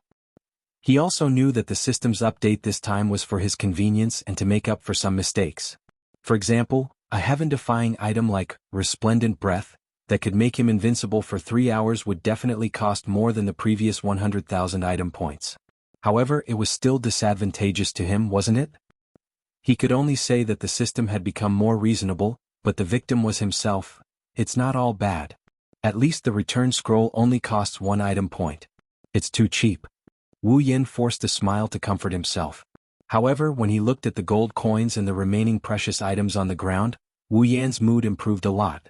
No matter what, he had gained a lot from this trip. Looks like I should exchange for some new abilities and equipment. Wu Yan muttered to himself. He didn't know what the catastrophe that the shadow spoke of was. He also didn't know what the item in the Ring of Power that could stop everything was. But at least Wu Yan understood one thing, and that is, power comes first. No matter what happened in the future, if he didn't have strength, he wouldn't be able to guarantee the safety of the girls. Unless he brought all the girls to another dungeon world to avoid everything.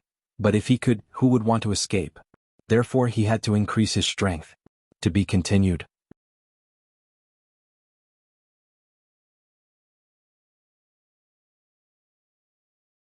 Chapter 808. Back in the palace outside the treasury. It has been an hour since Garen left and Wu Yan entered the treasury. Carter and Sylph have been waiting at the entrance for Wu Yan to come out. As time passed, their brows furrowed. Strange. Carter muttered. Logically speaking, it shouldn't take that long. Sylph raised her head and asked coldly. Imperial Father, what is the Ancestor's Relic? You don't know? Carter paused for a moment before nodding his head in understanding. You're a magus. The Ancestor's Relic is of no use to you. It's normal that no one told you about it. Carter retracted his gaze and placed his hands behind his back.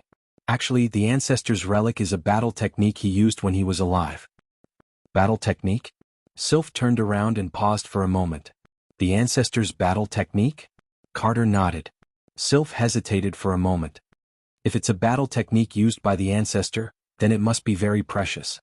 Do you really think it's a good idea to give it to an outsider? That's why you got engaged to him? Kate smiled helplessly. The Ring of Authority was left behind by our ancestors. As a god, even if it's just a symbol, most people won't easily let go of it. After all, it has the title of a god. In such a situation, other than the combat skill left behind by our ancestors, there's no one who can give it up easily. Is there anything else we can trade with him? Compared to controlling the entire empire, the price of a single combat skill is still worth it. Even if Wu Yan has the Ring of Authority, Carter won't give up the throne to him. Even if Carter is willing, who in the Ailu imperial family would be willing to give up their throne to an outsider? If Wu Yan doesn't want to give up the Ring of Authority, Carter can't do anything about it. Someone will use the Ancestor's Relic as an excuse. Carter is confident that he won't be able to get anything out of it.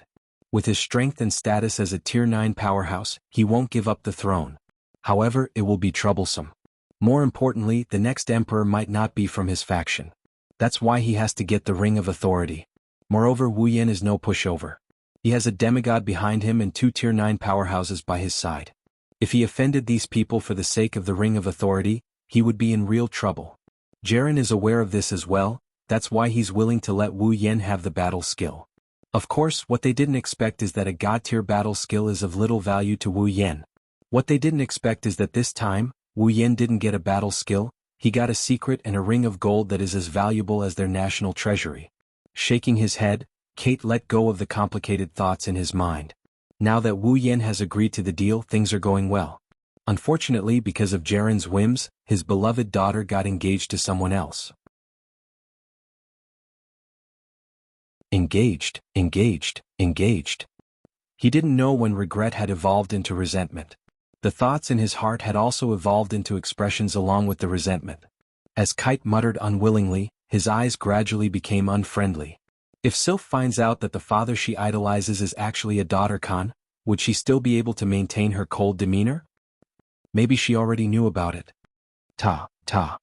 A series of footsteps could be heard coming from the entrance of the treasury. Wu Yan finally came out of the treasury. Wu Yin raised his hand to shield his eyes. The blinding light made him feel uncomfortable. When he opened his eyes, Carter and Sylph were already in front of him. "What do you think?" Carter said with a smile. "It's okay." Wu Yin mumbled with a stiff face. Seeing this, Carter is a bit confused, but he didn't ask any questions. It's his fortune to be able to learn it. If he can't, it's his fate. That's what Carter thought. If that's the case. Carter smirked. "You should be satisfied with this deal, right?" "Yes. Yes. Wu Yin said in an annoyed tone. "Very much so." His tone is full of annoyance, but what he meant is that he's very satisfied with the items inside the ring of gold. The only thing he's not happy about is the sudden interference of a certain damned system. Taking the ring of authority off his finger, Wu Yin raised his hand and made a throwing gesture. Shocked, Kate stepped forward and snatched the pure white ring from Wu Yan's hand. He glared at Wu Yan with eyes full of anger. No matter what, this is an item left behind by his ancestor. It's a very important item. Throwing it away like that would make Kate's heart ache. Wu Yin grinned sheepishly. Then he recalled something and looked at Kate. "By the way, Your Majesty, do you know where I can get a large number of armaments?" Carter was stunned for a moment and asked in surprise, "Armament? A large number? Why do you need so many armaments?" Well, Wu Yin scratched his head. "You guys know that I have a special armament that can increase the power of normal armaments. However, it requires a lot of armaments to make up for its damage. Otherwise, it won't be able to increase its power." Carter nodded. He pondered for a moment and said, "If you just need a large number of armaments and don't ask for a specific grade, it's not that hard to solve." "It doesn't need to be too high grade," Wu Yin quickly said. "Rare armaments are enough, common armaments are fine too." He's going to exchange them for equipment points anyway. If that's the case, then it's much easier. Carter smiled and put the ring of authority on his finger. "You've done me a great favor. I can help you with this for the sake of the ring of authority. Of course, it won't be for free. Don't worry." Wu Yin patted his chest generously. "Money is not a problem. As long as it's reasonable." "All right then." Carter replied. His eyes flashed and he had a serious expression. He coughed dryly and he continued in a nonchalant manner. "Since we're done here, it's about time to cancel your engagement with Sylph." Wu Yin and Sylph froze for a moment. They didn't know whether to laugh or cry. "You're right." Carter smiled happily. However, Sylph said with an expressionless face, "There's no need to cancel the engagement for now." Wu Yin was shocked. "No." Carter roared. "Since the matter is settled, why not cancel the engagement?" Looking at her father's furious expression, Sylph couldn't maintain her cold expression and smiled bitterly. She turned to Wu Yin and spoke as if she was talking about the food she ate today. "I said I wanted to spend some time with you." But. Wu Yin gulped and said weakly, "But, isn't that just a temporary measure?" Sylph lifted her head and she glared at Wu Yin with her icy blue eyes. "I'm serious." Wu Yin almost choked on his own saliva. As for Carter, he was stunned. "Serious?" Wu Yin forced a smile and pointed at his own nose. "Do you really want to marry me?" Sylph glanced at Wu Yin. "If it's suitable, I don't mind waiting on you with others." Wu Yin didn't know what to say. Carter reacted and looked at Sylph with a tearful expression. "Daughter, why don't you reconsider?" Sylph didn't say anything, she just shook her head. Kate laughed but soon began to cry again.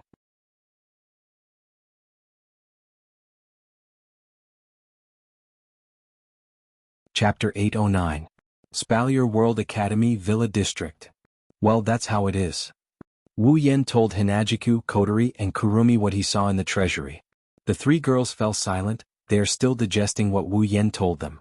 Although it's best to keep what he encountered in the national treasury to himself, otherwise it would only cause more trouble. However, he has absolute trust in the girls around him. If he tells them, they can help him come up with a plan. Besides, Hinajiku and the other two are girls who can see the big picture. They wouldn't just blabber about such an important matter. Of course, Astria and the other girls might not be the same. It's not that Wu Yin doesn't trust Astria and the girls. It's just that with their personalities, even if it's something important, it's very likely that they'll use it as a joke after dinner. If that happens, it'll cause a huge commotion and it'll be very troublesome. Wu Yin glanced at Astria and Toka, who are eating not far away. Flandre-chan and Yoshino, who are enjoying the show. He sighed and felt a little pressured. If what Ailu said was true, would the girls still be as happy as they are now when the great calamity, arrives. Will he be able to protect the girls' daily lives and smiles? Even Wu Yan is confused. At this time he couldn't help but feel a little lost. However, he could only cower in his heart for a moment. He couldn't do it for any longer. Because if even he didn't have confidence, then the girls by his side would also feel the same way. However, Chuju, Kotori, and Kurumi heard Wu Yan's sigh. They looked at each other and sighed as well. I didn't think so much would happen in just one day. So many things happened in just one day. Chuju pursed her lips and looked at Wu Yan. The last time you came back from a dungeon world, the Beast King was born. This time you came back with such a huge scandal. You have a constitution that attracts a lot of attention. It's really not flattering. Ahaha. Wu Yan laughed awkwardly. His lips twitched. Don't talk like I'm an elementary school student. Although, I'm starting to wonder if I have such a constitution. Era? Kwang San smiled. I don't think it's a bad idea. I won't be bored anymore. Wu Yan couldn't stay calm anymore and Hinajiku started complaining. Do you think I'm just passing time? This is a major matter that even a god-level expert would treat so seriously. Ma. Kurumi covered her mouth. What's wrong with that? You. All right. Kotori waved her hand. There's no point thinking too much about it. The great calamity might not happen, right? Otherwise, Ai Lu wouldn't have sealed the so-called solution. Instead, he would have left it to his descendants. It's too early to talk about this, we'll talk about it later. Hinajiku and Kurumi nodded nonchalantly. Wu Yan couldn't help but feel helpless. If anyone in Silveria were to find out about this, they wouldn't be as relaxed as the girls here. It was more important for them to come up with countermeasures beforehand. Of course, there was bound to be panic, there were pros and cons, so it wasn't easy to comment on them. In the end, the Spalier world isn't their world. Their sense of belonging isn't as heavy as the people of this world, so it's not hard to imagine how much they would take this matter to heart. If it wasn't for the fact that he's worried about the safety of the girls, Wu Yan probably wouldn't have paid much attention to this matter. But Kotori was right, this matter hasn't happened yet. There's no need for them to talk about it here, they're only making him more annoyed. It's best to just let it go. While Wu Yan was thinking, Kurumi suddenly smiled strangely. She narrowed her eyes and said to Wu Yan, By the way, Aotsusama, you seem to have a very close relationship with that princess, how enviable. The air froze. Wu Yan froze on the spot, he froze on the spot. Chuju and Kotori looked at him with hostility. They didn't say anything but their attitude made Wu Yan feel like he's sitting on pins and needles. He could only fake a smile. Hinajiku and Kotori didn't feel any better when they saw the forced smile on Wu Yan's face. The atmosphere didn't ease up either. The two girls looked at Wu Yan with a give me a reasonable explanation look. Wu Yan felt like crying inside. Hinajiku is one thing, she's a jealous person, he didn't think Kotori would act like this as well. Where did the cute little sister who helped her brother chase after the elven girl go? Master. At this time Ikaros's eyes flashed with a glint of data. You could faintly see a sci-fi-like frame moving back and forth in her eyes. Someone is approaching. Just as Ikaros finished her sentence, someone knocked on the door of the villa. In an instant, the noise in the villa slowly subsided. Wu Yan nodded. Ikaros opened the door. Yes, master. Leaving Wu Yan's side, Ikaros walked to the door and opened it. Everyone's gazes turned towards her. Excuse me, is Wu Yan-sama in? There were 3 men in armor standing at the entrance. 2 of them looked like guards standing behind them. The one in the lead looked more like a knight than a guard. He was also the one who had spoken. When he saw that the person who opened the door was an extremely beautiful young lady, a flash of surprise flashed across the knight's eyes. His expression also became sluggish for a moment, but he quickly reacted and hurriedly lowered his head. This one is a member of the imperial family. His Majesty ordered this one to deliver something to Wu Yan-sama. Deliver something? The girls flinched. Wu Yan's eyes lit up. He stood up and walked to the door. I am Wu Yan. My lord. The knight bowed respectfully and handed a ring to Wu Yan. This is what His Majesty ordered me to deliver to you. Wu Yan eagerly took the ring and sank his consciousness into it. A moment later, a space with a large number of weapons was imprinted in Wu Yan's mind. These are the armaments that Carter promised to help Wu Yan find. Wu Yan's eyes flashed with joy.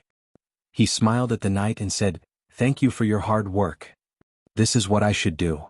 The knight bowed deeply. Then this one will take his leave. The knight stole a glance at Ikaros. He heard that Princess Sylph's fiancé has many beauties around him. He didn't want to believe it at first, but now he has no choice but to believe it. The knight looked at Wu Yen with an envious gaze. He saluted Wu Yen again before leaving with his 2 guards. Flandre-chan poked her head out from Wu Yan's side. Is it something fun? Big bro. Wu Yen laughed when he heard this. It's not something fun, it's something useful. Wu Yen turned around and ran up the stairs. He shouted at the girls. I'm going up first. Don't wait for me to eat. Wait. Hinajiku subconsciously urged him to stay, but before she could say anything, Wu Yen disappeared in a flurry of footsteps. Seriously? Hinajiku grumbled. We're not done yet. Kotori looked at the stairs and shook her head. Maybe even he's getting anxious. Chuju fell silent for a moment before she helplessly leaned back in her chair. I wonder how Mikoto and the others are doing. Are they doing well in the behemoth forest? If Shokuho Misaki is here, she should be able to give us some good ideas. Allah. Kwang-san also revealed a devilish smile. I miss her too.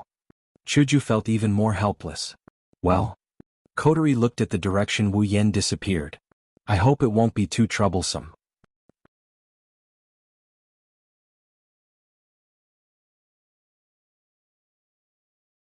Chapter 8:10. With a bang, Wu Yen closed the door and ran to his bed. He kicked off his shoes and jumped onto the bed. He picked up the armaments that Carter sent over and began to inspect them. The amount of armaments in the space ring was very impressive, but the quality was a bit lacking. Almost 80% of them were common armaments and the rest were rare armaments. Even though he already knew this, Wu Yen still felt a bit helpless. Well, it didn't cost much anyway. A certain person who recently became rich said. Even though Carter sent over a lot of armaments, the cost wasn't even 1/10,000th of the gold coins in the ring of gold. If it wasn't for the fact that 20% of them were rare armaments, it probably wouldn't even be 1/10,000th of the gold coins. From this, it could be seen how much gold coins there were in the ring of gold. With a flip of his hand, Wu Yen handed over all the armaments in the space ring, including the ring itself, to the system. Ding. Obtained 12,000 equipment points. 12,000 equipment points? Wu Yen scratched his head. The system update made him unable to react to the amount of equipment points he received. According to the current exchange value, the cheapest D-grade common armament was 1 equipment point, the cheapest C-grade rare armament was 100 equipment points, and the cheapest B-grade gold armament was 1,000 equipment points. In other words, 12,000 equipment points could be exchanged for 12 of the cheapest gold armaments. Of course, the cheapest, it should be a lot, right? Wu Yen sighed. Even though the system update made it easier for him to check, Wu Yen still couldn't get used to it. After all, his thought process was still stuck at the time when a rare armament cost more than 100,000 equipment points. Character: Wu Yen equipment points, 12170 item points, 1270000 ability points, 17,000 summoning points, 2300 level, 79. After checking his current points, other than summoning points which were still the same as before, the other 3 points had increased by quite a bit. Compared to the previous value, it had increased a lot. It was enough for Wu Yen to squander. At that moment, Wu Yen first clicked on the ability option in the exchange. Then he hesitated for a moment when he saw the skills, talent, and lineage options that appeared. He clicked on the skills category. The advantage of a skill type ability was that it could be learned. It's your own. It would completely imprint the method of usage into the user's mind, becoming the user's memory. With this memory, even if Wu Yen did not have the system, he would still be able to use it. If he were to return to his previous life as an otaku, he would still be able to use this ability. Therefore, when choosing an ability, Wu Yen would first look for the skills category, then the talent category. As for the lineage category, for him who already had the true ancestor's bloodline, it became the ability option with the lowest requirement. After the system update, the values of the skill type abilities had changed a lot. For example, the complete memory ability that used to require 10,000 ability points now only required 100 ability points. As for the infinite armory that used to require 150,000 ability points, it had depreciated to 1,500 ability points. The various values had decreased by about 100 times. In other words, the total of 17,000 ability points on Wu Yen was roughly equivalent to 1.7 million ability points from before. Realizing this, Wu Yan's spirit was also lifted. This level of ability points was enough for him to squander. One must know that his true ancestor's bloodline, without the discount of lineage immunity, would require a full 500,000 ability points, which was the current 5,000 ability points. With 17,000 ability points he could be considered to be quite wealthy. And this was the case when the 5 demigod magic crystals had not been exchanged for ability points. Licking the corner of his mouth, Wu Yen thought of the 5 demigod magic crystals in the ring of gold. His heart was slightly heated. Then he calmed his mind and began to look for an ability that would be useful to him. Wu Yan's current abilities were very complicated.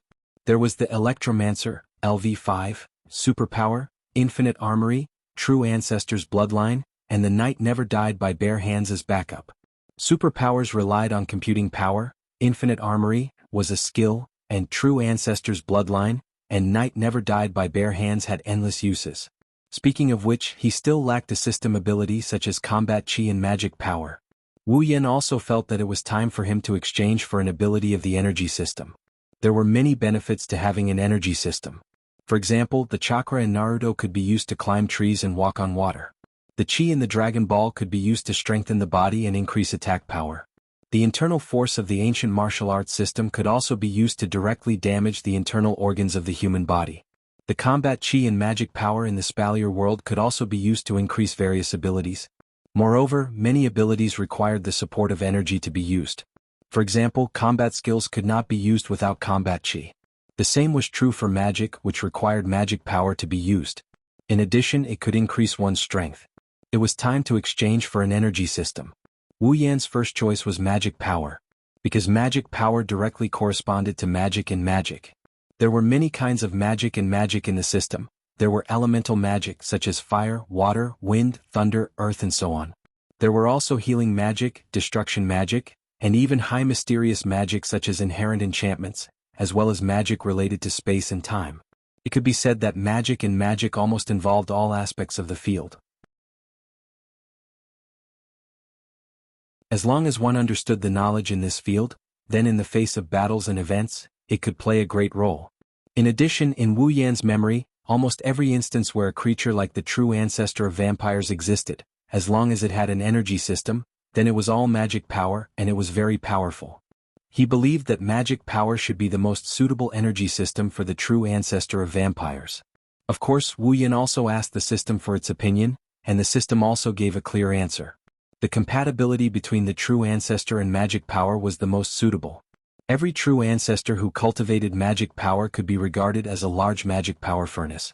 A true ancestor not only cultivated magic power with half the effort, but the effect was also surprisingly good, much more powerful than other life units. So Wu Yan looked at the list of abilities in the skills category, and then directly pulled to the option related to magic power.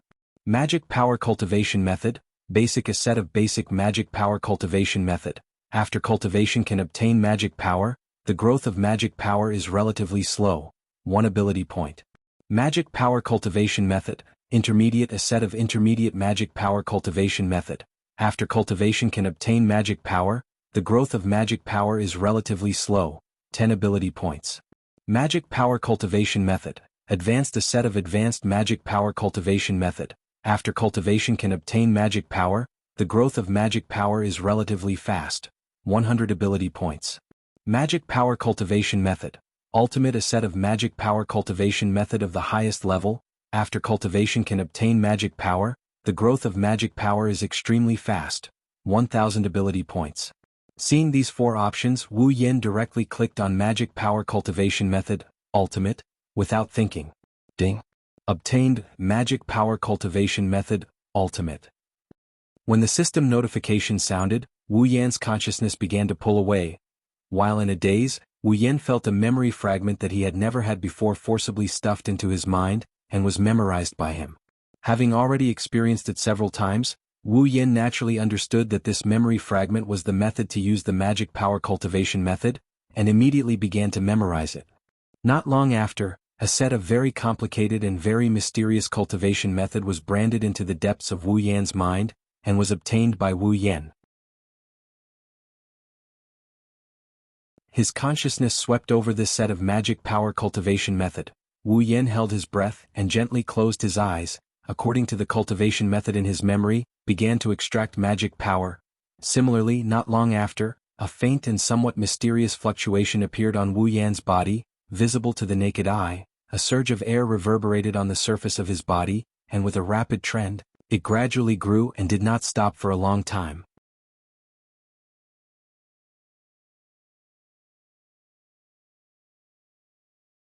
Chapter 8:11. It has to be said that a primogenitor's mana cultivation has a huge advantage. In just an hour, Wu Yan's mana surged like a tidal wave. It even spread outwards, causing the atmosphere around him to swirl slowly. The effects of true ancestors cultivating mana were exceptionally good. Compared to other life forms, every true ancestor's mana could be said to be very powerful. It was no exaggeration to say that the effects of vampires cultivating mana were definitely at the forefront of all life forms. As the true ancestor of vampires, she was naturally the strongest among the vampires when it came to cultivating magic power. Additionally, Wu Yan's mana cultivation is at the highest level. In just an hour of cultivation, his mana is much greater than Sylph, Kaya and other magicians who have been cultivating for decades. It's even comparable to a Tier 9 magician who has been cultivating for decades. If Wu Yan continues to cultivate, it's only a matter of time before he becomes the person with the most mana in the Spalier world. It's not just the amount of mana, the quality of mana is also great. For energy systems like impetus and mana, the amount and quality of the energy is directly linked to the cultivation method. If the cultivation method is of a lower level, not only will the amount of mana increase be slow, the quality of the mana won't be good either. It requires time to refine and purify the mana. If the cultivation method is of a higher level, it will save a lot of time and there's no need to refine the quality of the mana. With the highest level of mana cultivation method, the quality of the mana extracted by Wu Yan is of the highest quality. He didn't need to divert his attention to purification, he only needed to concentrate on increasing the amount of mana. This is why the highest level of mana cultivation method requires 1000 ability points. If converted to the previous value, 1000 ability points would be equivalent to 100,000 ability points. As time passed, Wu Yan's mana grew larger and larger. A small storm started to form around the room due to the mana fluctuations. It didn't take long for the utensils in the room to be blown all over the place. It's a mess and it's getting bigger and bigger. If this continues, this room will be destroyed sooner or later. He was merely cultivating magic power, yet he could produce such a scene. Of course, it was partly because it was a magic power training method of the highest level, but more importantly, it was practiced by a true ancestor of vampires. In the entire Spalier world and even the entire Instance Dungeon worlds, there was only one person capable of such a feat. Fortunately, just as the wind was about to evolve into a tornado, the mana fluctuations on Wu Yan's body suddenly slowed down, and the flow of mana gradually shrank into Wu Yan's body. The surrounding wind and waves also weakened. By the time Wu Yan's mana was completely withdrawn into his body, the surroundings had completely calmed down, leaving behind a room as messy as a garbage dump. Utensils were scattered all over the floor, creating a very messy scene. On the bed, Wu Yan gently opened his eyes. In an instant, the pair of wine-red pupils seemed to be suffused with a golden light, accompanied by an indescribable flash of light. The flash was like an illusion. However, the luster in his eyes became even deeper, like a ferocious beast hiding in the abyss. Wu Yan stretched lazily and exhaled in satisfaction as he sensed the tremendous amount of mana flowing through his body. As expected of the energy system most compatible with a true ancestor of vampires. If it were another energy system, I'm afraid that no matter how talented I am, it would take me a year or so to achieve the same effect. Now Wu Yan only felt one thing, and that was fullness. It wasn't that his body was weak before, but in the past, although his body was called the body of a true ancestor, it was no different from a human's except for its undying nature. It still had a stomach and all the internal organs were intact. There was nothing extra or missing. Now, with the addition of mana, which was something the human body didn't originally have, it could also enhance his body in various aspects, such as stamina, endurance, and so on. Wu Yan felt a sense of fullness, and it wasn't an illusion. After taking a closer look at the benefits of magic power and the novelty of it, Wu Yan diverted his attention away from it. He looked at the system tab that was still open and he started checking it again. With mana, how could he not use it? Mana had endless uses in various aspects, but it could only be used to enhance and strengthen the body. To truly show the value of mana, one needed to know how to use it. For example, magic and magic. The magic in the system was different from the magic in the Spalier world. The so-called magic was to use a mysterious method not known to ordinary people to reproduce the things that could be done through human technology with the power of an individual. For example, magicians only needed to use magic to build a tall building. It could be done in just a few seconds, but human technology would take days or even years. This was the power of magic. Another example would be humans making fire. Magicians could also use magic to make fire. The difference was that humans used fire while magicians could manipulate fire. Usually humans could also do this. Magicians used magic to construct power, to use this mysterious method, which was called magic. In the Spalier world, the ice magic used by Sylph and Lulu, the wind magic used by Kaya, and other types of magic are all magic in the system. Magic, on the other hand, can create miracles that even magic and human technology can't do. For example, it can interfere with time or it can bring the dead back to life. These are things that humans can't do no matter how much time and resources they have. But magic can. This is also the main difference between magic and magic in the system. To put it simply, what humans can do with technology can be done with mana. This is magic. Something that humans couldn't achieve with their own technology, but with the use of magic, they could achieve a miracle. That was magic. Of course, there are many ways to use mana. It can only be used for magic or magic. However, these two are the most obvious ways to use mana. That's why Wu Yan chose to use these two mysterious powers. There are so many magic tricks in the system that it's a headache. Wu Yan can't exchange them all at once. The best way is to exchange them all at once. Coincidentally, there's a very subtle ability in the skills category that can do this. 103,000 grimoires, originally from the Magic Manual. It is a medium of knowledge that contains all sorts of magic tricks, spells, and mystical techniques from all over the world. It can be used as a pure form of knowledge. The user can directly access all the relevant knowledge. However, the source of the knowledge has the side effect of corrupting the user's mind. If used as an ability, the user will be immune to this side effect and gain access to all the information recorded in the 103,000 grimoires. Cost: 15,000 ability points. When Wu Yan saw this ability, he had two feelings. One is that it's strange and the other is that it's expensive. Strange, of course. 103,000 grimoires. Since it's a grimoire, it should be a physical object. It should be more suitable to be categorized as a tool or equipment. As for how expensive it was, he had reduced his remaining 16,000 ability points to 1,000 ability points. How could that not be expensive? Of course it's expensive, but he won't have to worry about not having any magic tricks to use. 103,000 grimoires contain all the techniques recorded in the Magic Manual. It's not that Wu Yan can use it, it's just that he can't use it. The introduction also says that 103,000 grimoires are pure knowledge. It's understandable that they can be converted into memories and be used by the user. It's that 15,000 ability points that makes Wu Yan's heart throb. If it hurts, then so be it. It's worth it to be able to get the knowledge inside. Pursing his lips, Wu Yan made up his mind and clicked on the exchange. In the next moment, his mind was suddenly filled with fragments of memories.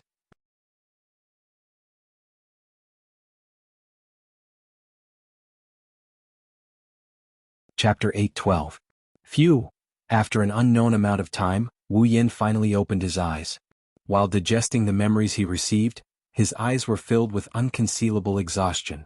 It wasn't a pleasant feeling to have an imaginary memory forcibly stuffed into one's head, not to mention that it was 103,000 grimoires. Even if the side effect of polluting one's mind was eliminated because it was a skill, ability, the amount of knowledge in it was enough to wrap the entire earth into a rice dumpling if one were to put every single word together. With so many memories in his head, it's already good that he didn't go insane, but exhaustion is inevitable. While he's tired, Wu Yan is also excited.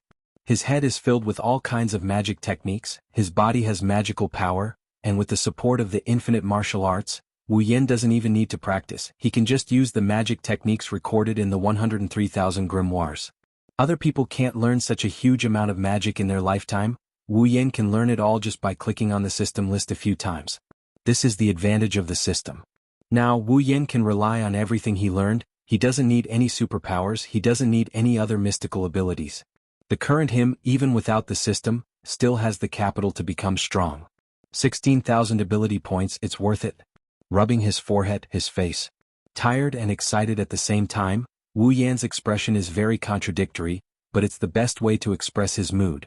After calming down, Wu Yan forced himself to focus. He reached out and clicked on the system list in front of him. Then, next is equipment. Wu Yan has a lot of equipment: Gate of Babylon, Meteor Shower, Fraxinus, Iron Sand, Iron Sand, Iron Sand, Gold Armaments, Iron Sand, and Gold Armaments. In terms of equipment, he doesn't lack any. He wanted to be able to directly increase his strength like an ability. There was no point in simply increasing the number of equipment he had, unless he exchanged them for A-grade equipment, which was a legendary armament. However, Wu Yan had already checked. The cheapest legendary armament cost 100,000 equipment points. With just his 12,000 equipment points, it was not enough. Therefore, Wu Yan needed equipment with special effects. Out of boredom, Wu Yan flipped through the entire exchange list. He removed the equipment that was worth more than the equipment he had and began to read the descriptions one by one. He didn't have much hope, but when he saw an equipment, Wu Yan's hand paused. Magic Breaking Wild Rose, level B, a relic from Fateful Night. The red spear can nullify the effects of mana. You don't need to release your true name to be effective. Excellent against mana defense.